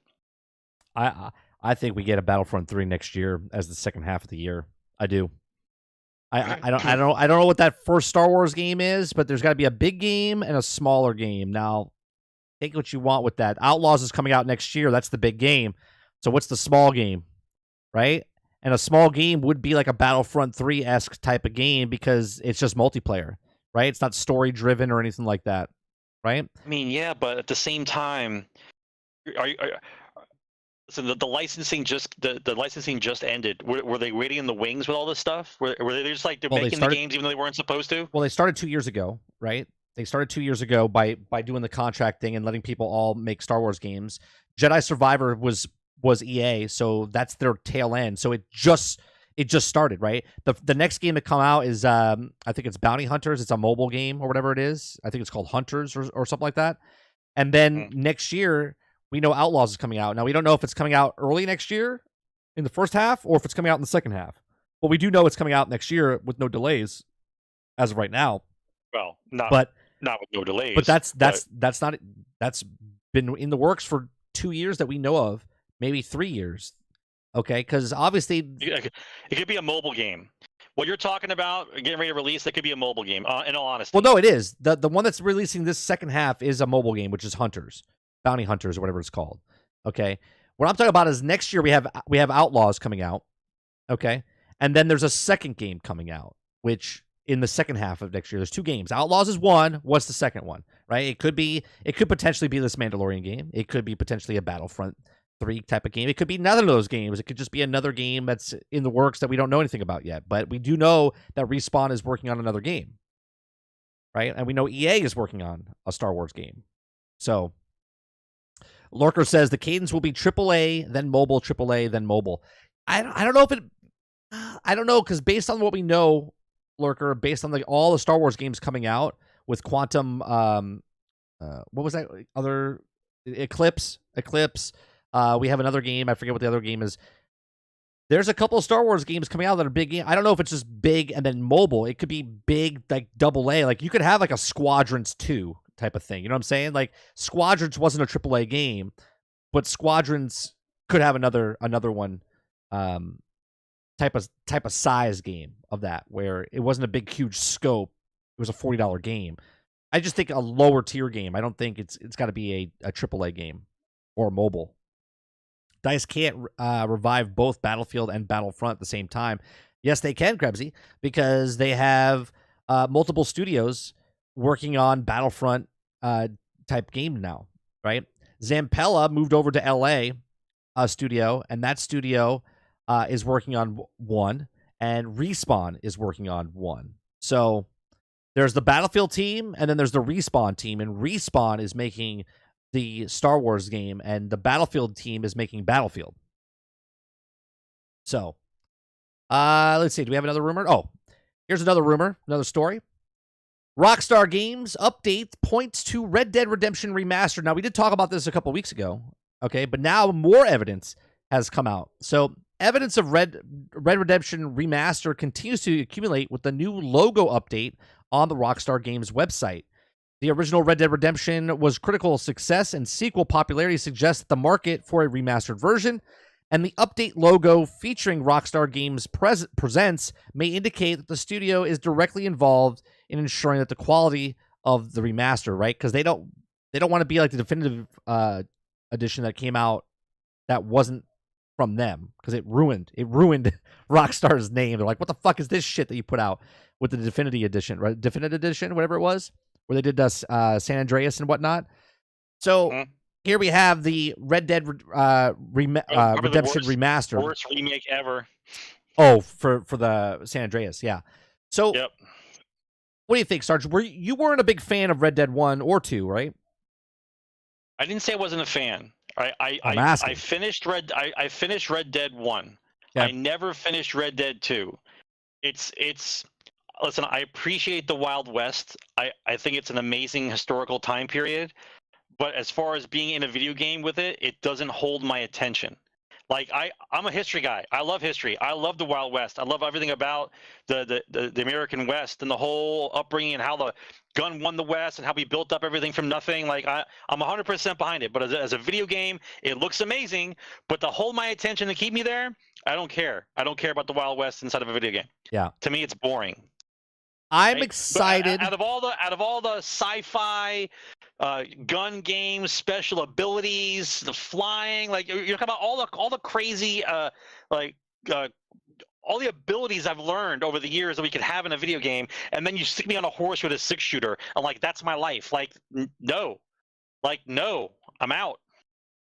Jason says 2 was cool, the story, but there was too much tedious stuff I didn't like. Yeah, if you did the stuff outside the story, Jason, you're right. But the story itself was fantastic, right? So the story was good. Here's why I'm interested in the remake of Red Dead Redemption, right? You know when you watch a movie and then you go out and buy the DVD just to have it in your collection, right? Yeah. That's all I'm doing with Red Dead Redemption. I don't buy remakes, right? And I don't want to play remakes because I've already played the game. But I did say when I was playing Red Dead Redemption 2, I said, this game is so good looking that if they did a remake while I was playing Red Dead 2, I said if they do a remake of Red Dead 1, I would pick it up at these graphics. If the graphics are like Red Dead 2, I'll pick it up because 10 years from now, 15 years from now, if I could play these games again with the graphics as they are, it wouldn't be like going back to like Nintendo's Mario. You know what I'm saying? Like 15 years from now, you're not going to look at the graphics of Red Dead Redemption and go, oh man, that looks terrible. You see what I'm saying? Like, yeah. The graphics are so photorealism and stuff. Like, sure, it could get better. But they're so good at what they are that I'm picking this up and just putting it in my collection. I want Red Dead 1 and Red Dead 2. So if I ever do go back and play Red Dead 1, or if my son decides he wants to play Red Dead 1, he could play the awesome-looking version and go right into the awesome-looking version of the second one, which is technically the prequel, because Red Dead 2 is technically 1, and 1 is technically 2. But yeah, I'm excited for this, and I'm not actually excited to play it again. I'm just excited to get it and own it, so down the road, if I ever decide to play it again, it looks just as good as 2 does. And I actually said that. I said that when it came out. I was like, man, because Red Dead 2 is the prequel, this looks better than the original. I was like, they have to make the original remastered again because to make it look this good. So I'm excited about that. These are just rumors, though. We don't know if it's official yet. So take it with a grain of salt, as a thing said. A big pile of salt. Yeah. 76 says, I like Red Dead because the West theme is so different from everything else. Chat, what do you guys like better? Do you like pirates or do you like Westerns better? Like, what would you like better? I don't know. A pirate game or a cowboy I like game? Pirates better, but I think Skull and Bones is going to ruin Pirates for me forever. Yeah, I can see that. The next story I want to talk about is Star Wars Outlaws, right? So, one of the big things, I have the wrong article up, but I remember him talking about this. The director came out and said that that Massive, who knows how to do open world games. Obviously, we've played Division 1 and Division 2. I absolutely love like the size and scope of Division 1 and 2. I wish they actually expanded more on I wish they took Division 1's New York map and added it to Division 2's map. I don't know why they didn't, but anyway. So they're talking about that Outlaws map size, okay, and they know how to do open world maps, is going to be bigger than Division 2's map of DC, right? So there's supposedly 5 to 6 planets inside Star Wars Outlaws. And obviously it's not the entire planet like Starfield or No Man's Sky, but there's going to be a big chunk of stuff that you can go around and play.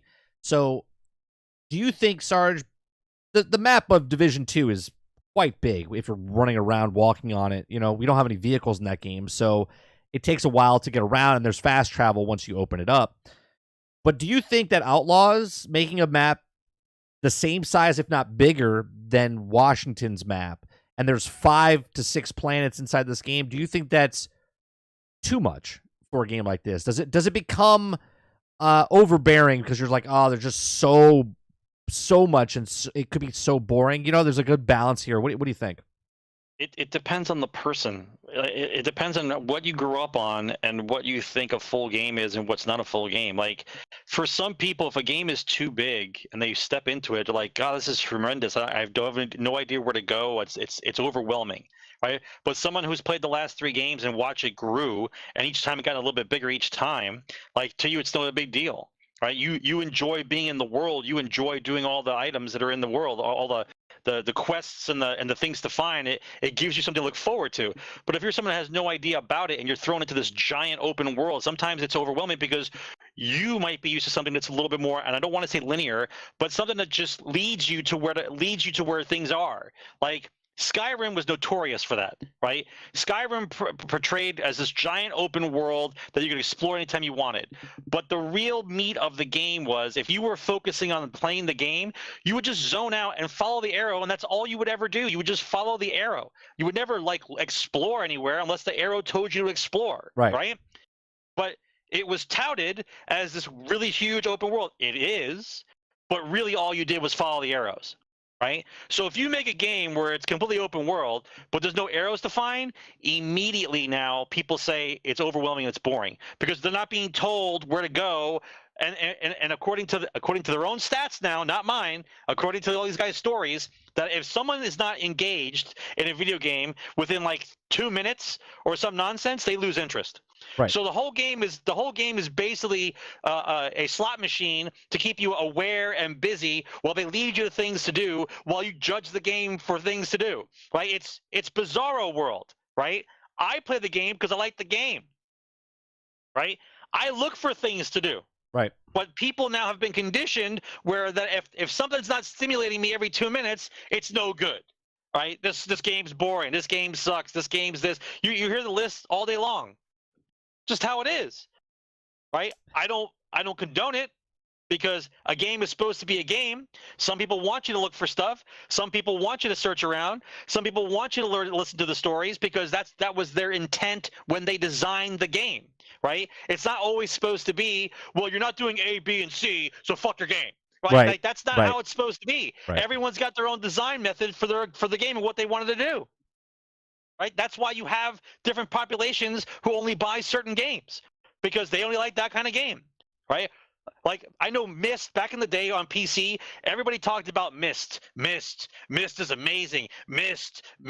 I remember Myst like back in the 90s, like, what the fuck is Myst? I played Myst for 5 minutes. I was like, get this away. I'll get this out of my face. I have no idea what this is. But they talk about Myst for like over 2-3 years. They loved it. It's like a decade. Yeah. Right? Yeah. People loved it. But I didn't care. I didn't care about it.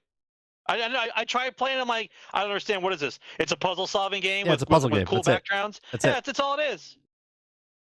Yeah, it just depends. I think a game like this, one, if you're a Star Wars fan, I don't think a game could be too, like, if you're a true Star Wars fan and you're playing a game. Oh, here we go. Right? Careful what you say, bro. No, whatever. No, but whatever it is, right? Like, Spider-Man's an open world game. If you're a Spider-Man fan, like, you're not gonna get tired of swinging around the city. But if you're not a Spider-Man fan, you're like, it's kind of boring, right? If you're a Star Wars fan, or hell, Hogwarts, right? If you're a Harry Potter fan, the Hogwarts game is gigantic. But if you love it. I loved it. And if you're a Harry Potter fan, if you're a Hogwarts person, you own that game. Right. You own that game. That's what I think this is for Star Wars. You bought a system. You bought a system to get that game. I think this Outlaws game, to have those giant planets, like Lurker says it in chat, a root canal can be too long. A great game cannot, right? Like if it's a good game, I don't even care if it's a good loop, because it's not a looter, right? It's an adventure game where you're being the adventure. Like Skyrim was amazing, where you just walk around and try different things and go different places, and you know what I mean. You're not even playing a game at that point. You're just kind of you're taking your real life and putting it into a virtual world and walking around in it. That's what this game is, and I feel that's what Starfield is. I feel like that's what the Outlaws is going to be. And I think if you're a Star Wars fan, I don't think there is a such thing as the maps are too big. I truly believe that. I'm happy that each of the maps, if they are that big, it's going to be fantastic, because it's just more stuff to explore and find. Like, I still haven't gotten all the goddamn satellite things in Division 2 when they put New York in and stuff, right? Like, I have to go back and still get those goddamn satellites, right? More story, more little things that you can get. So I'm okay with them making the game this big, especially if you're a fan of the game, because a lot of people look at it and go, "Oh, it's too big. I got other games to play," right? Because they don't have enough time to evaluate into that game. So I think that's interesting. One of the other interesting things, it says apparently there's new reports suggesting that stores are sold out of the Xbox Series X and S consoles after recent reveal of old COD titles. So they say, not sure how accurate this is, but seeing quite a few big profiles posting this. If true, nostalgia, hell of a drug. So apparently, Sarge, because the Microsoft Activision deal is going to go through, okay, and now Activision's part of Microsoft. Bro, you don't know shit. And now, so now Microsoft miraculously has got like these servers opening up to play these old Call of Duty games, and all. Why? And I don't know. I'm not going back to play some of these old servers, right? But apparently that's what's happening. Right. Dupla said they fixed all the COD servers. Like, is that just a little bit weird? That sounds weird. Doesn't that sound weird? It does sound weird. Yeah. Right. Activision didn't support these things, and then all of a sudden they get picked up by Microsoft. Microsoft's like, yeah, you know what? Open up all the servers. That's however many games. Let's say it's like 10 games, 15 games of Call of Duty that are now going to be on Game Pass. You know what I mean? Type of thing. I think that's why they're doing it. I think they're building it up just so they put more games on, because they didn't say anything about not putting the old Call of Duty games on Game Pass. You know what I'm saying? They must have faith in the current and future CODs if they need to turn on the old servers. I don't know. There's a lot of people that are like, oh, wait a minute. I can go play the old Call of Duty games, but I can't play those on the other console, or I can't play them on PC, but I can play them. Right now, I don't know if they're on Game Pass. Right, I don't know if they're on Game Pass, but that would be interesting if they throw all the old Call of Duties on Game Pass, where the new one cannot be on Game Pass. I don't know. Lurker says Starfield will be a 30 frames per second. Let's go back 2 decades and play a real 30 frames per second game. Right. The old CODs only running at 30 frames. What are you gonna say, Sarge? I lost it. Keep going. That's it. Next thing is Armored Core 6 features 6-player PvP. So on the back of the box, according to a photo taken in Japan storefronts, Armored Core 6 will support up to 6-player multiplayer plus 3 spectators, right? That's what so I don't know why you need the 3 spectators, but apparently I can't translate. Here's the picture, but I can't translate it. But here, supposedly it says 2 to 6 players, right? That's what it says. It shows the person with the world, right? And then, so it says 2 to 6 players.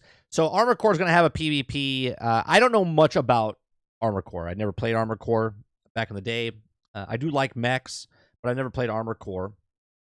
So what do you think, Sarge? Is this something, are you interested, first off, in Armored Core? And now that they have a PvP supposedly. Are you more interested or less interested? Well, I was a big fan of. I'll get them confused now. There's BattleTech, Mech Warrior. You know, there's different ones, right? I like the one where like the mechs were like beefy, like you think you're controlling like a giant walker, like you had to worry about heat dissipation and what weapons you put on it. I think that was BattleTech or Mech Warrior or both actually. Whereas this one is a more fluid, fast-paced game, but inside of a mech. Right. So like I respect it, but it's not my wheelhouse of mechs. I prefer like the big giant lurking that you're slow. You could pick a faster mech, but the ones that you're controlling, like they're just more beefy. Like you can't move like a ninja.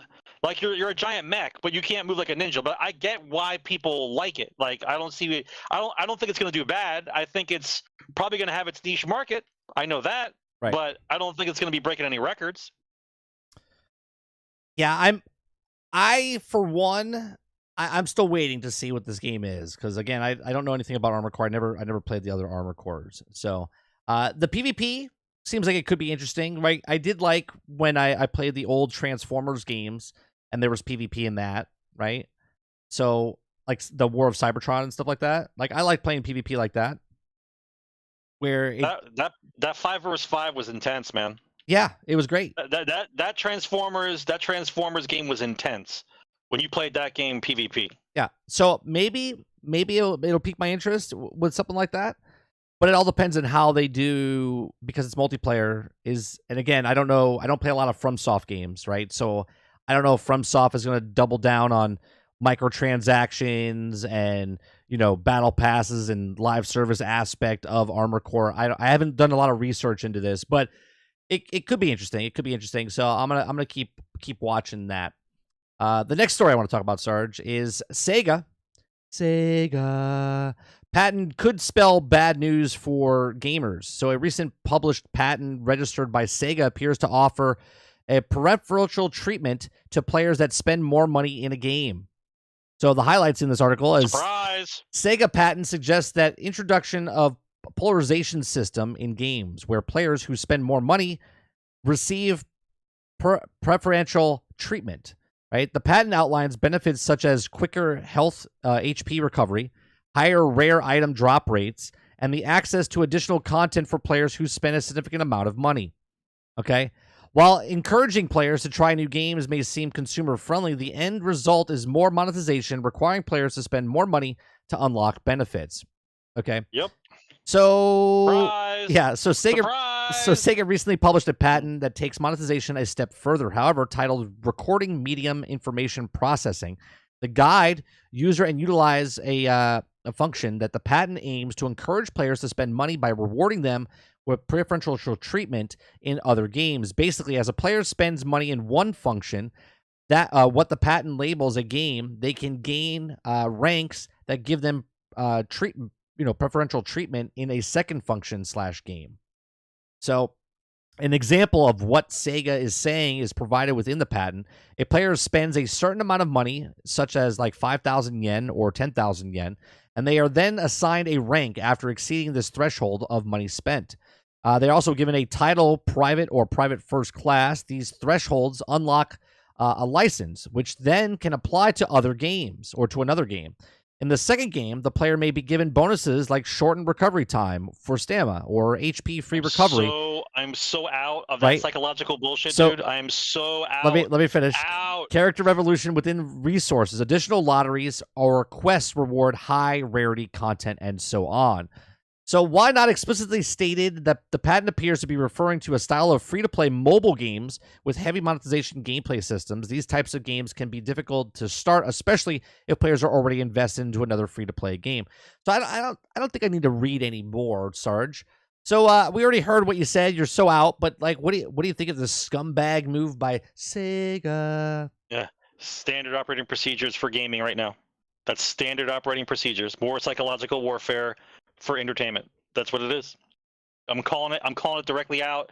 There's no There's nothing else to say about that. That's exactly what it is. It's a psychological manipulation of people playing a video game. That's all that is.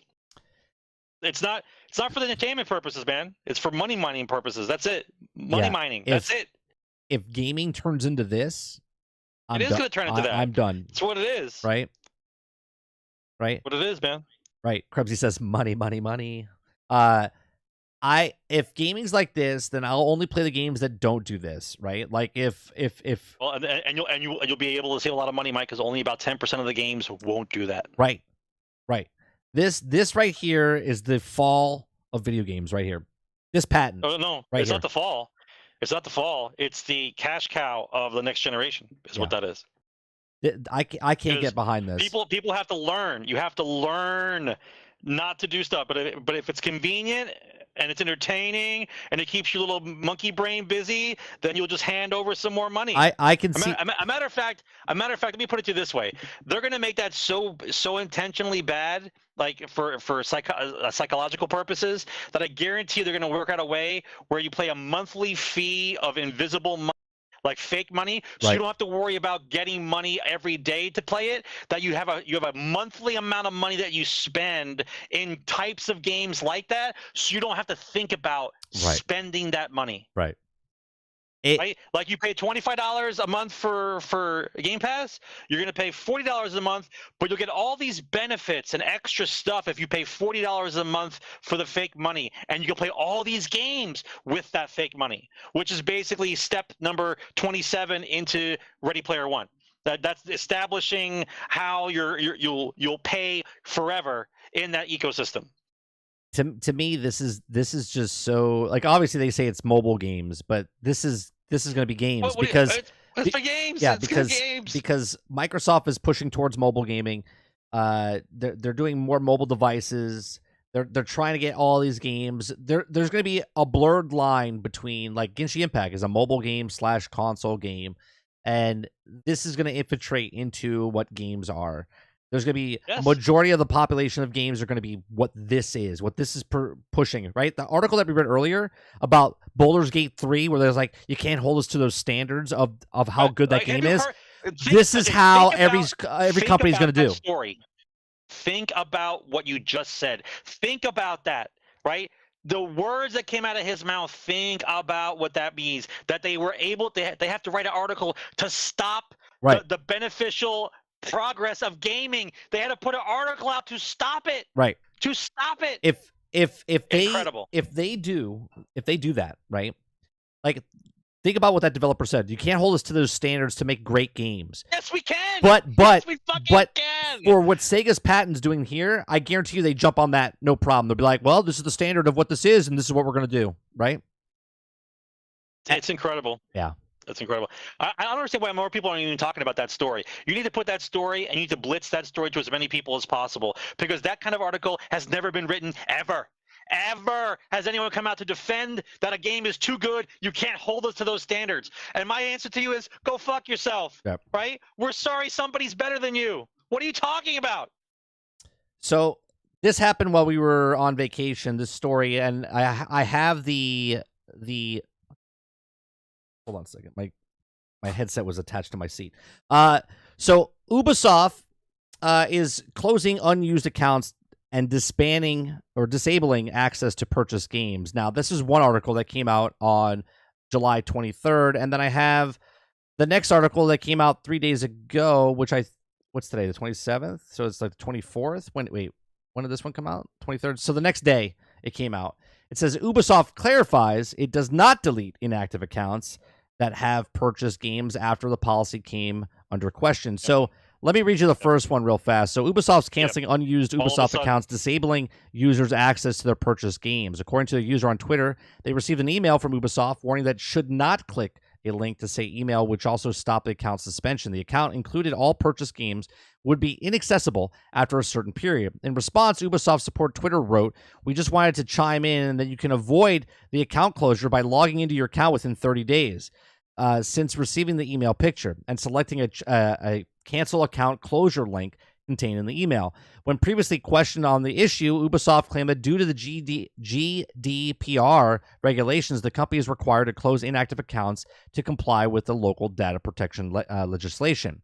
Quote, "This is only if we have strong reason to believe that the account in question will be remained unused," reads the message from Ubisoft. Okay, so that got sent out, and then the next article, which then comes back where they said after the politics were called into question over the weekend, Ubisoft spokesperson tells PC Gamer that the company does not delete inactive accounts with the purchased games.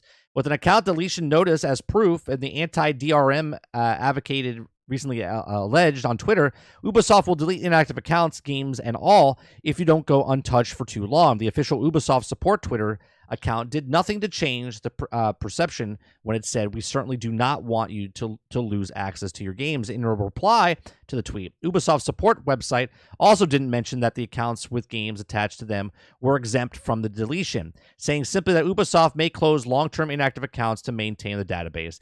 Naturally, I also suggested to all of us that Ubisoft really was deleting inactive accounts with games tied to them, but the company now says that it isn't the case. Now that Ubisoft's support page has been updated to read, accounts tied to the active account subscription or PC games that have purchased from Ubisoft's store are not eligible for deletion. So it remains unclear why Ubisoft support, when responding to on Twitter, did not immediately deny the initial allegations, and inactive accounts with purchased games were liable to be suspended when deleted or for inactivity. Ubisoft's full statement on the matter is as follows.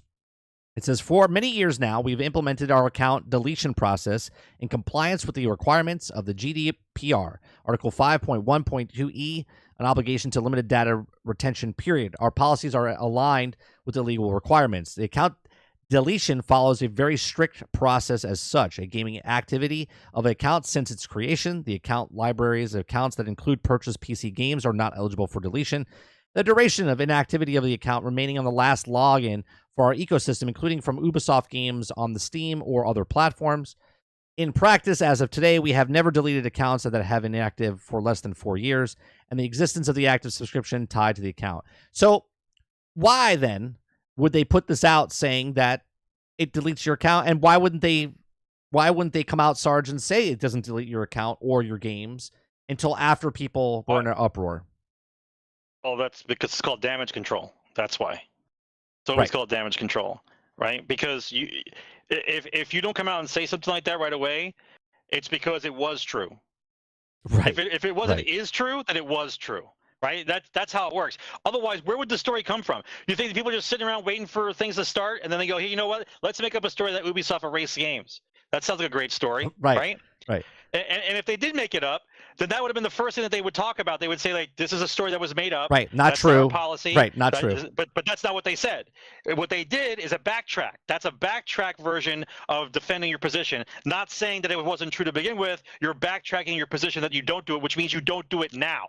You don't do it anymore, right? But you did, or you were going to, but you got called out, right? That's what that means. Right. This is the exact same thing Microsoft did when they were raising the prices, and then came back and said, "Oh no, we're not raising the prices." That was just an internal thing, right? Yes. Yes, it's the exact same thing. This was deleting people's accounts, and they were inactive. I mean, hell, even in Division 2, if you were inactive, they literally gave my clan away to somebody else because I was inactive on that game for a certain period of time. Yeah.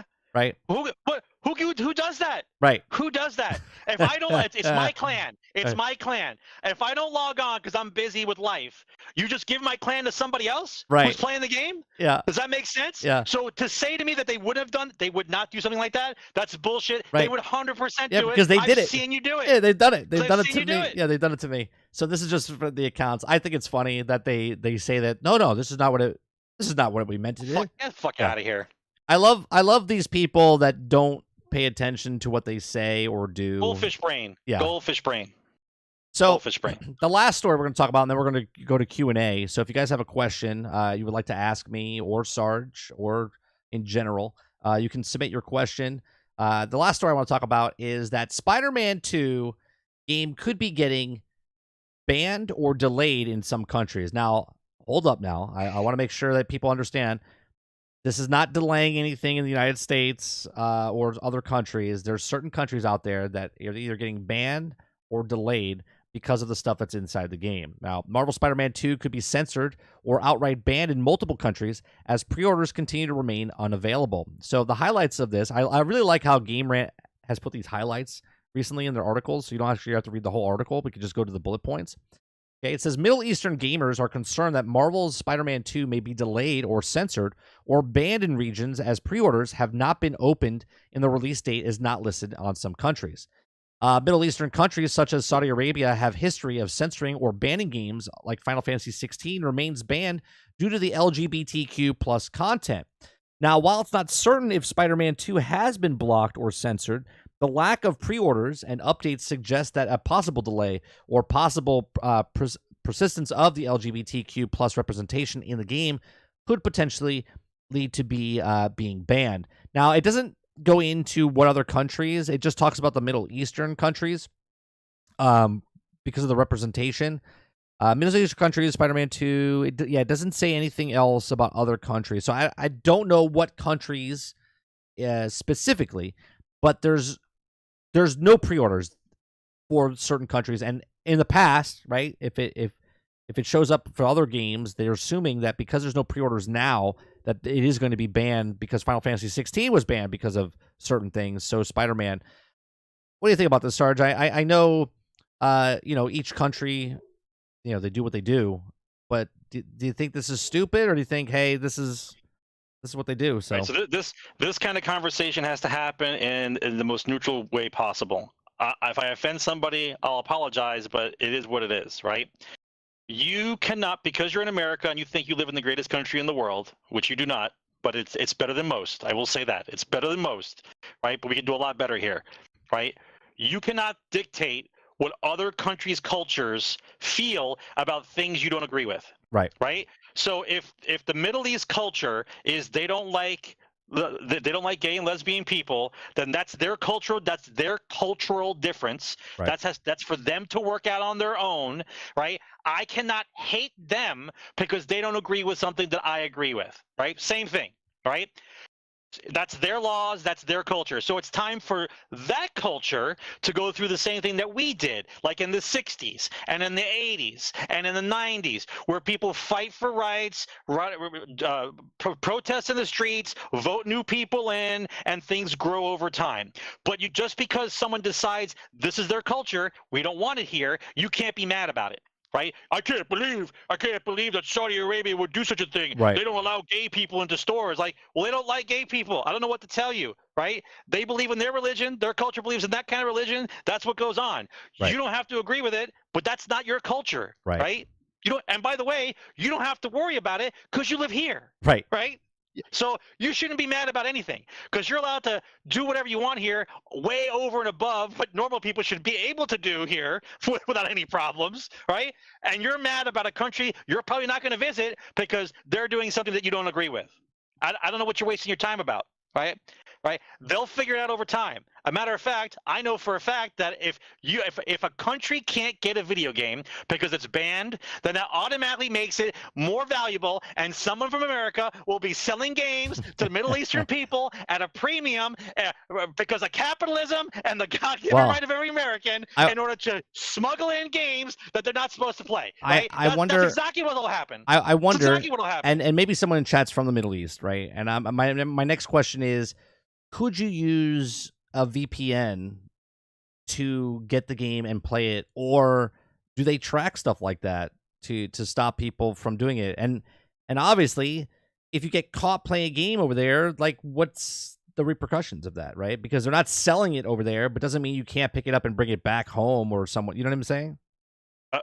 The same thing happens anywhere. If something is not allowed someplace, other people find ways to get it. Yeah, it happens everywhere. That's a human condition. I can't. Not a cultural condition, human condition. Right. I can't imagine that people smuggle in drugs and like everything else. They can't smuggle in a video game to play. No, they don't mess around. Middle Eastern don't mess around with drugs, bro. Right? You get caught with drugs in the Middle East, you saw what happened to those other people. That's true. That's right? true. Right? They don't mess around. When they actually make a law about something, they don't mess around. Right? Right? Same thing with Russia, same way.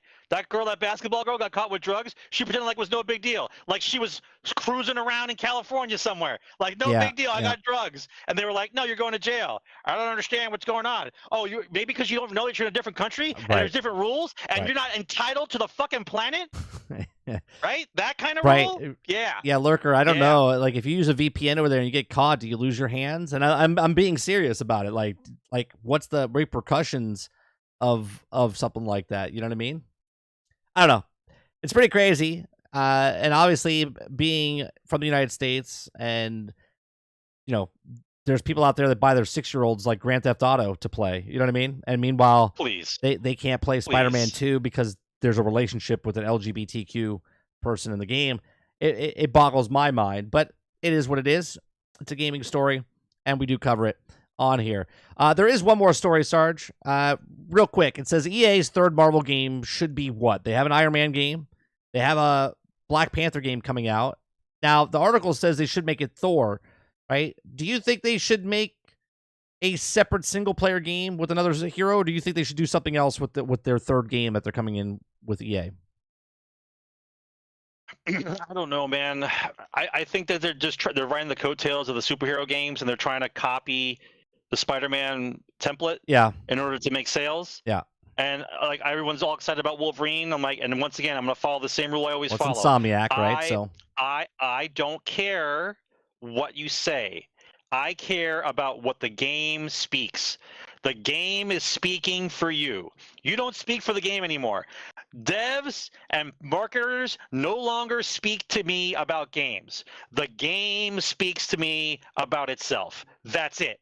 I don't care, because at this point it's hit or miss. Wolverine could be the best game ever, or it could be another Redfall. You don't know, right? All we know is it's got Wolverine in it, so you're supposed to be excited because it's Wolverine. Well, right? EA though is making Iron Man and Black Panther. You showed me a trailer of a guy at a bar, and I'm supposed to be all excited, like this could be the best game ever. Like that's all you got. Right, the best game ever from a guy sitting on the bar drinking, talking all gravelly. That's it. Yeah, but I want you to get on. I want you to get on point though, because EA and Insomniac are two different things. EA is making Iron Man and Black Panther. Their third game we don't know about. So mystery game. Right. So do you think it's another solo game, like a Wolverine, like an Iron Man, like a Black Panther, or do you think it's something else? Well, pick a hero that you think will sell. Who's left on the list?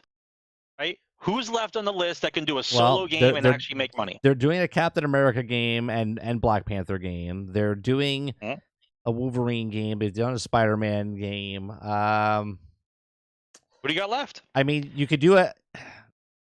I guess you could do Thor, or maybe you can do maybe a Doctor Strange. Man. Maybe Doctor Strange. Gotta be marketable. I don't know. Gotta be marketable. I would.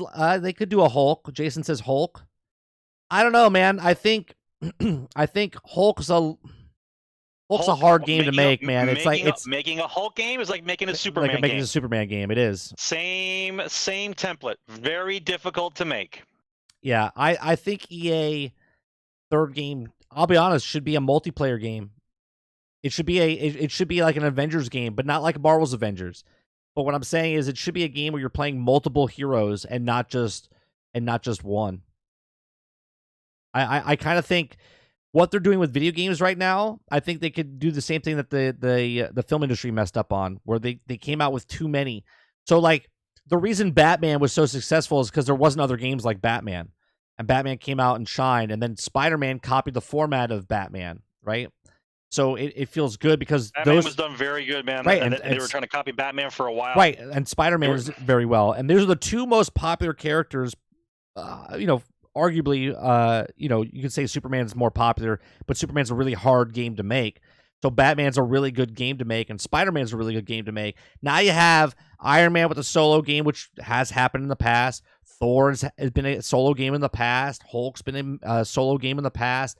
Now they're making a Black Panther game. I think they need to make a single player, but multiplayer playing wise as different heroes in an Avenger game. I think Marvel's Avengers was right there, and they screwed up by making it a multiplayer game. I want to play multi-heroes, but I don't want to play multiplayer. Does that make sense? I mean, you're trying to like you want to do like a tag team thing. You want to tag out the guy you don't want. You want to put in somebody you do want, type of thing. Yeah, I kind of want to play, like I said it earlier today with with like in Diablo, you play through the story and you can play with your druid, you can play with your barbarian, you can play with your sorcerer, right? In Lost Ark, you can play with all the story throughout with different characters. Destiny, you can play the same story multiple times with the hunter, the titan, and it's the same story. I would like a game where you have multiple heroes and you play, like I want to play Iron Man in the Avengers game, and it's a kind of a different story than if you play with Thor in the same game, and so on and so forth. Does that make sense? It's sort of like 3 or 4 games in one. But you're not gonna get it. Yeah, because it's not marketable. I just want them to make a comic book game, if that makes sense. I want them to make a comic book game. We're way past that now, bro. We're way past that now. They're never gonna make a comic book game now. Yeah.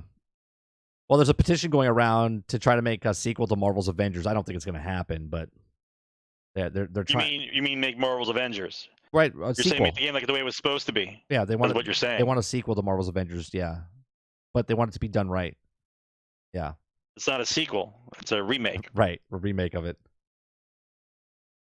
Spider-Man's a comic book game? No, Travis. When I say comic book game, I'm talking about a comic book comes out, like it's a live service game, right? A comic book comes out once a month. January you get issue 1. February you get issue 2. I want a comic book game. The closest one to do it is DC Universe Online, where they put constant more stories inside there and you play through a new story, right? I want the game comes out, and for instance, in Marvel's Avengers, they had little short stories inside there, okay, where you could play stories based on Thor, based on Iron Man, based on whatever. Okay. I want a comic book game where it's a live service game and you buy the first story, okay? And then if you want to continue your story, you can pay a DLC, $10, $5, whatever it is, and you play through it. Make a Marvel game that has Kang as the villain and travels to different universes like Spider-Verse and Multiverse of Madness. Yeah, whatever. Yeah. Right? Listen, that is the quintessential template for games like the games live service, games of service model, right? Every couple months, you get a new issue of the magazine with a new story. It's a short story, maybe it lasts a couple hours. Yeah, 2-3 hours. Continue the story, whatever. Right? And but every 3 months you get another one, right? And that's how you keep people in the game forever. Yeah. Forever. You just and here's the best part.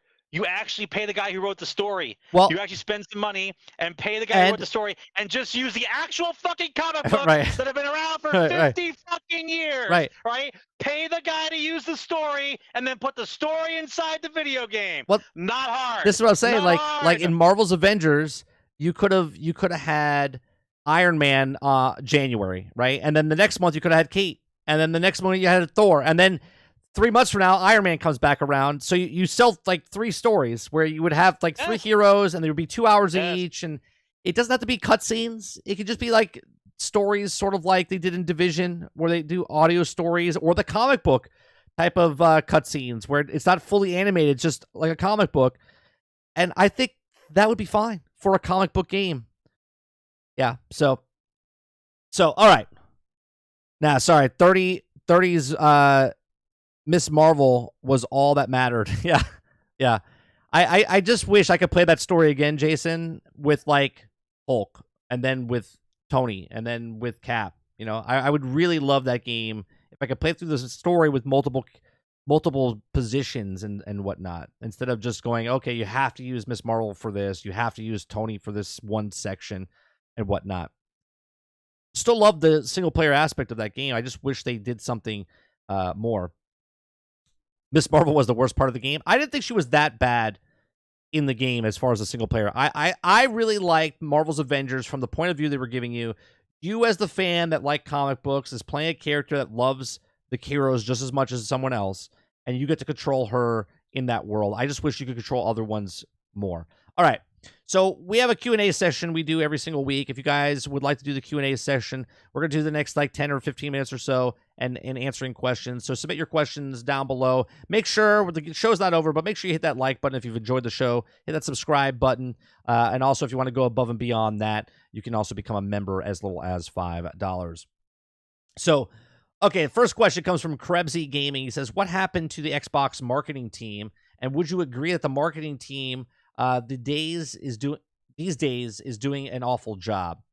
But I want to push back on that a little bit, Krebsy. What do you mean? What is the marketing team? I was on vacation for a week and a half or so. So what is the marketing team doing that you're replying to? I don't know what they've done. You can just put it in regular chat. It could mean that they're not doing anything. Like I'm watching a lot of kid channels, bro, on YouTube, and right. I don't see a lot of advertisements for the Xbox at all. Like normally every once in a while, like you blitz them, Right. and then you talk about them. You do some kind of new trailer for the Xbox. I don't see anything. Yeah, like anything. Yeah, I mean, I saw the new trailer for Starfield, the animated series thing that they just showed. I watched that this morning. Krebsy says, to elaborate, he says, Xbox has great marketing for the 360 era, but in the series era, the marketing hasn't been the best. Starfield is right around the corner, and it seems they aren't marketing it. Yeah, and I've said this from the very beginning. As far as the marketing goes, they're marketing Game Pass, right? They're not marketing individual games. They're marketing Game Pass, and they do that very well, right? They do the marketing for Game Pass very well, but they're not marketing the actual game yet. Yep. Very well. And usually, because games are on Game Pass, they don't market the same as they did in the old days. In the old days, about 3 or 4 months before, they would start pushing because you're selling that game. You're selling the game. Okay? Right now, people that know about Starfield, they've already purchased the game. They pre-ordered the game because they're fans of Bethesda. They're fans of... That's a small percentage of people. Everybody else, it's lightly marketed right now, and Game Pass is heavily marketed because if you're on Game Pass to play one game, you might come across Starfield and get it later. You're not buying it, right? You're not buying Starfield, so it's interesting. Weird is what it is. They're marketing it though. Strange. They just had a 45-minute showing of it. Yeah, but that's marketing, Mo. But come on, right? I don't know how many people still have television and stuff. I don't, right? But when a game was coming out, you would see a commercial. You would see the commercials on YouTube. You would see the commercials in the movie theater. Call of Duty does a real good push on Call of Duty games when you go out, right? They haven't made the push yet for Starfield. Obviously, I don't see advertisements for selling the console because of Starfield. I see Starfield advertisements, but not the console, is what I'm trying to say. Right. Not saying they're not marketing it. They're just not marketing it like they used to in the days because they don't have to, because Game Pass is the marketing tool. What's going on, right? What do you think, Sarge? Oh, that was my answer. Okay. That's my answer. Yeah. They don't... listen, I'm watching a lot of kid channels, man. I'm listening to all these videos. Normally on those kind of channels, you see them. You'll see console commercials, something. All I see now is the Starfield animated one and the Starfield push and the Starfield like short version trailer.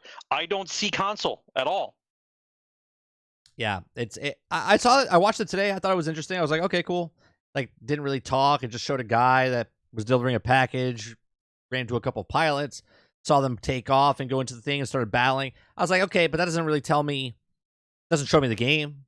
I guess no. If you pay attention to it, it's a story about a man he's doing his something dream. He didn't know. Yeah, his dream. Yeah, it wasn't like his dream. He's like he wanted a better life than him just being a delivery guy. Yeah, he wanted more excitement than just being a delivery guy. Yeah, I get it. Yep. But that doesn't sell the game to me, right? I mean, it's just a short story takes place within Starfield, but it would have been interesting if they showed that through the actual gameplay, right? Actual gameplay. So, I don't know. I thought it was cool, but it's a different marketing. They're not doing marketing like they did in the past. They're pushing Game Pass. Game Pass is the marketing. I didn't see the other two. I just got back today, sorry, Mo. I wasn't paying attention. I'll go watch them. Like, for instance, the marketing for Spider-Man, right?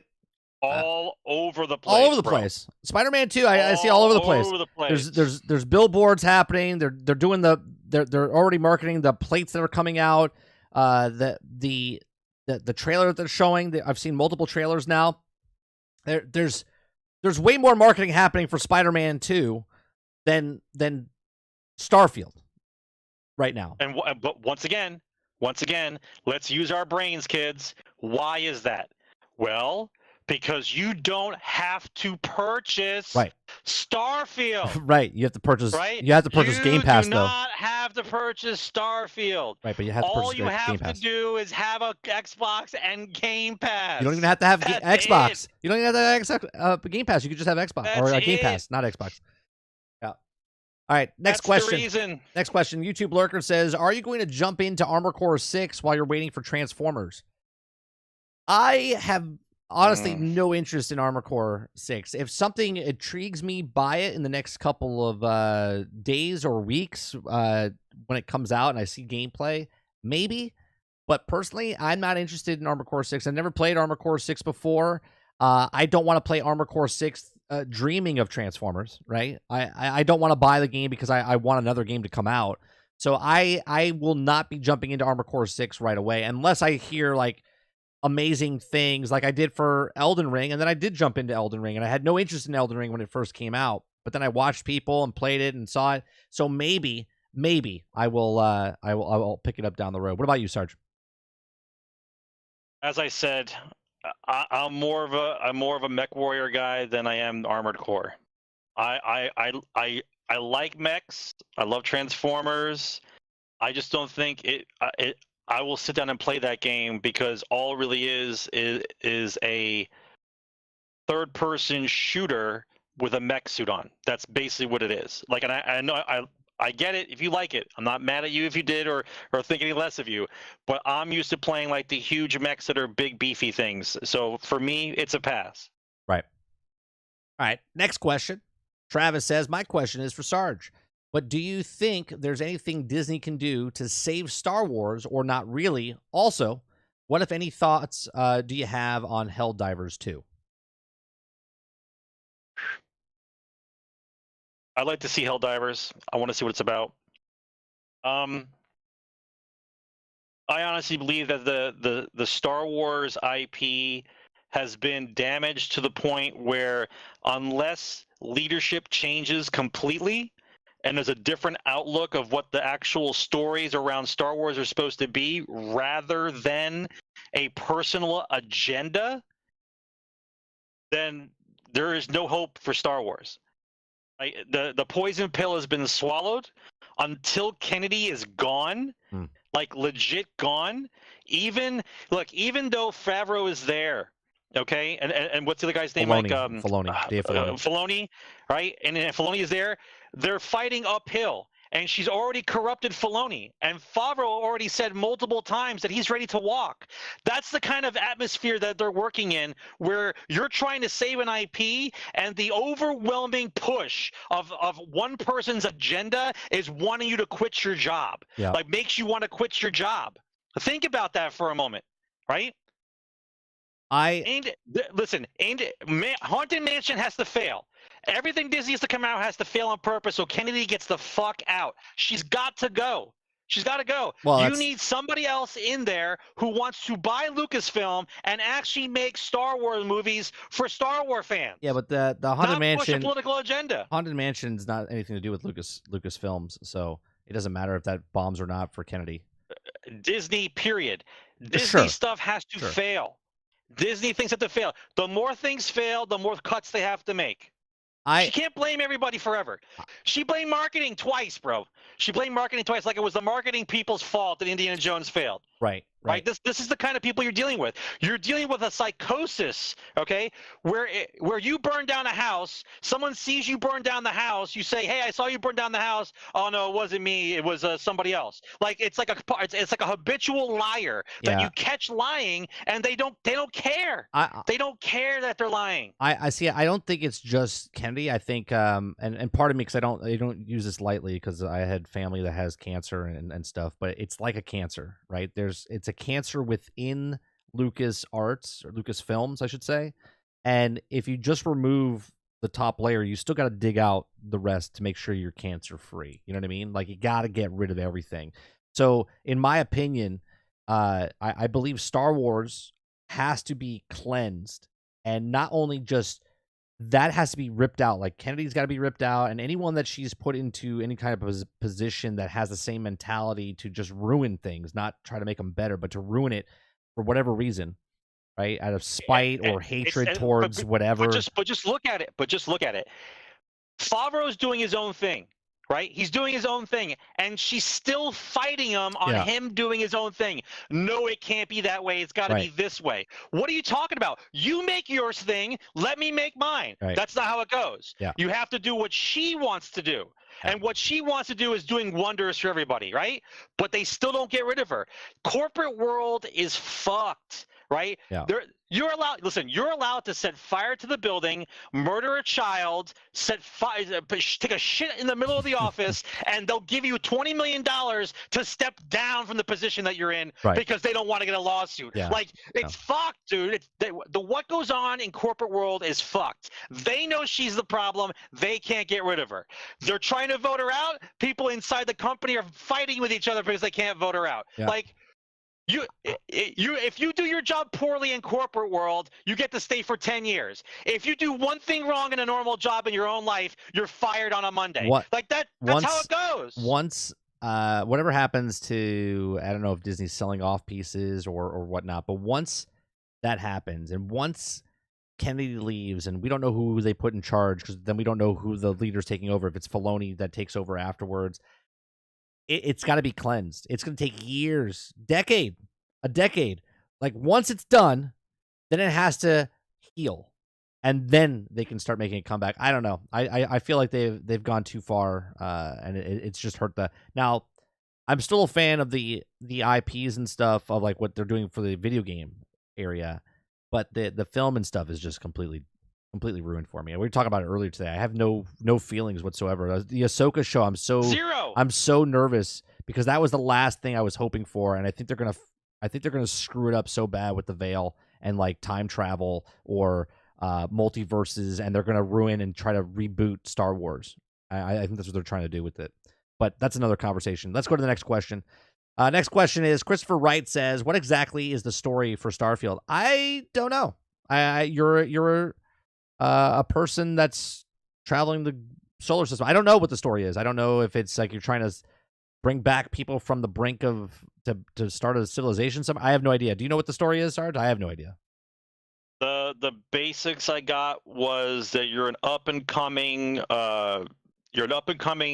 cargo pilot that runs into this group, and the group basically is part of some faction that is trying to what was that one take over the world. That they said no, it's not take over the world. It's basically the faction that you're introduced to is basically a neutral faction until you start making decisions of which directions you take that faction, right? Like you're an up and comer, you run into this group, and then from that group they decide whether or not they're going to be more evil or more good depending on the factions in the area. So you either go towards the betterment of mankind or your own personal gains of piracy. That's basically that's the gist of it. All right, there you go.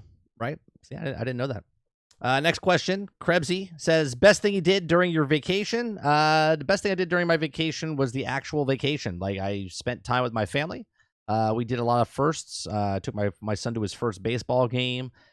We did some took him to different restaurants to try different actual authentic like Mexican food. We got to see his cousins and stuff at the family reunion that we had, and then we got to spend some quality time with his grandpa up on the farm in Wisconsin. So there was lots of good moments that we had on our vacation. So there you go. And the last question, Krebsy says, do you think Iger will sell Disney to Apple? Then if Apple does buy Disney, does Disney Plus get thrown behind Apple TV? Yes, 100%. They would close down the Disney Plus streaming service. They would just merge it in with Apple TV, which is good because then they already have content over there, and that'd be huge because if Disney gets picked up by Apple, which is going to be somewhere in the range of $250 billion, and they could pay cash, like you think Microsoft has got money? Well, Apple's got a lot more money than Microsoft, right? Or so. If Apple buys Disney, it would merge all the stuff into them. They would own Fox. They would own all that stuff. It'd be a huge conglomerate merger. But yeah, I think if Apple does buy Disney, they would definitely just get rid of Disney Plus and just merge it into their Apple TV. What do you think, Sarge? We talked about it a couple weeks ago. Disney owes cable company money. Viacom or whatever cable company it is that Comcast. they It's owe. Comcast. Comcast. They called the option, right? Disney has to come up with like $9 billion by January. 27 billion, isn't it? The portion that they need to I got cough up I got you. is something between like $7 and $9 billion. So you tell me where they get that money from, right? You show me what's going to happen between now and January. That's going to get Disney going to make that much money. You explain it to me. So what I see is cuts, and they're slashing across the board, right? ESPN lost 15 different people, right? The movie section's losing people. They're probably going to cut off the Disney shows. Just follow Disney for like the next 4 months and find out where they're going to get the $5 billion to $9 billion from, right? I think they need a cash amount. I think the cash amount's like $4 billion. They need $4 billion cash. Yeah. The rest could be finance or some kind of nonsense. It's a nuts number, dude. It's a nuts number. Look up the story. Look up the story that Disney owes Comcast. They called the option in for what they were supposed to owe them money for. They're calling the option. Now they have to come up with the money. We're gonna find out. We're gonna find out what they're doing. So do you think they get rid of if Apple picks it up? Do you think they get rid of Disney Plus, or do you think they keep Disney Plus? I don't know. I don't know what the issue would be. I'm not one of those guys like Gordon Gekko who can analyze a business and see how much it's worth dead or alive, right? But I know that they have to either raise prices or cut. And I know they already raised prices to the point now where people are not going to Disney. They had the worst 4th of July on record.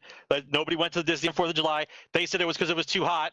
And once again, that's like me telling the developers that they made a game that's too good, don't look at that game. Like, July's hot in Florida. Newsflash, right? Because July was hot in Florida this year. It's the worst that Disney's ever done on 4th of July because it was hot in July. Well, please. What's stupid is they do blackout dates, right? And the locals, we want to go to Disney to go see the fireworks show because they do different fireworks shows on the, but they don't want us there.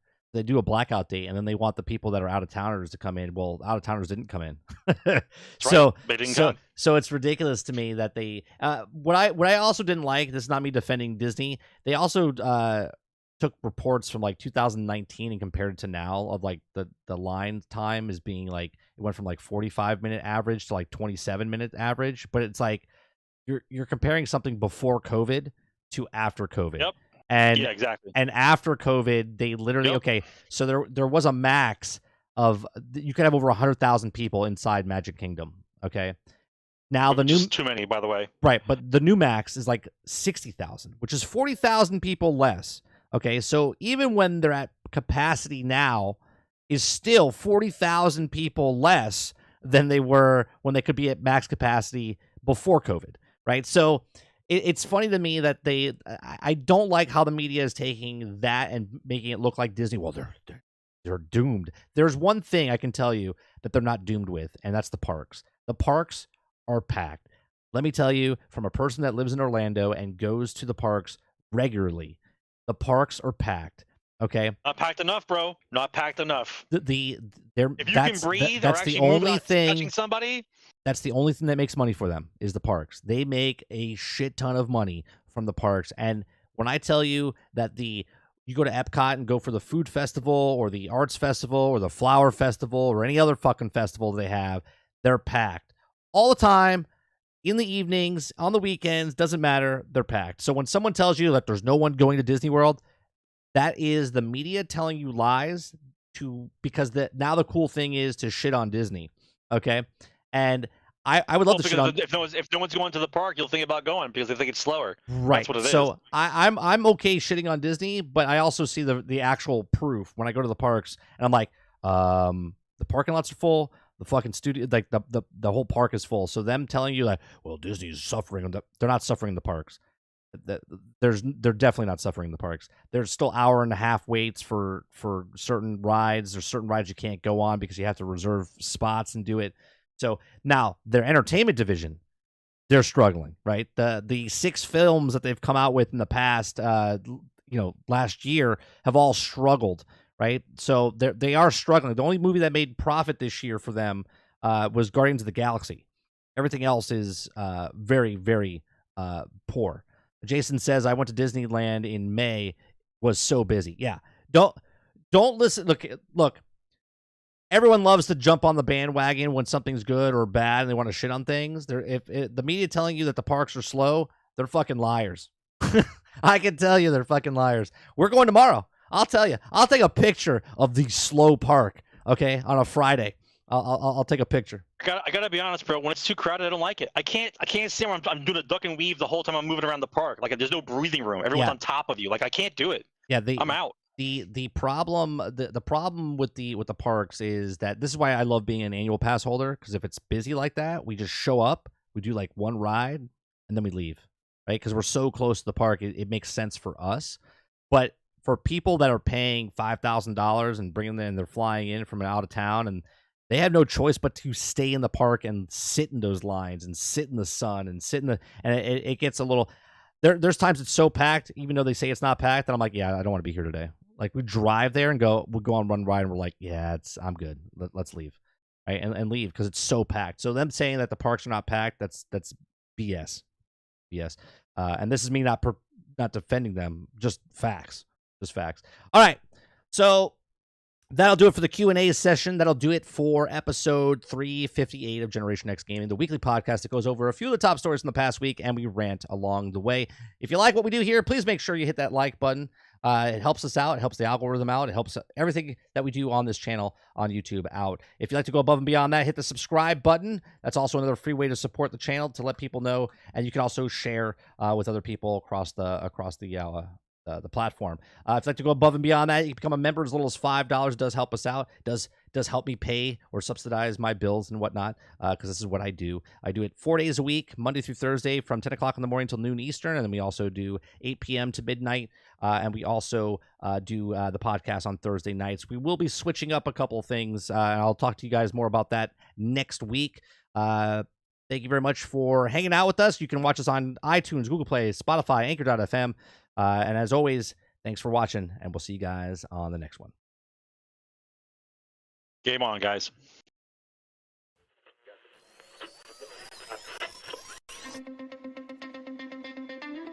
They're two brothers and gamers that have been playing games since the early 1980s. Combined, they have over 65 years experience. Join them each week as they discuss and rant about gaming and entertainment news. This is Generation X Gaming.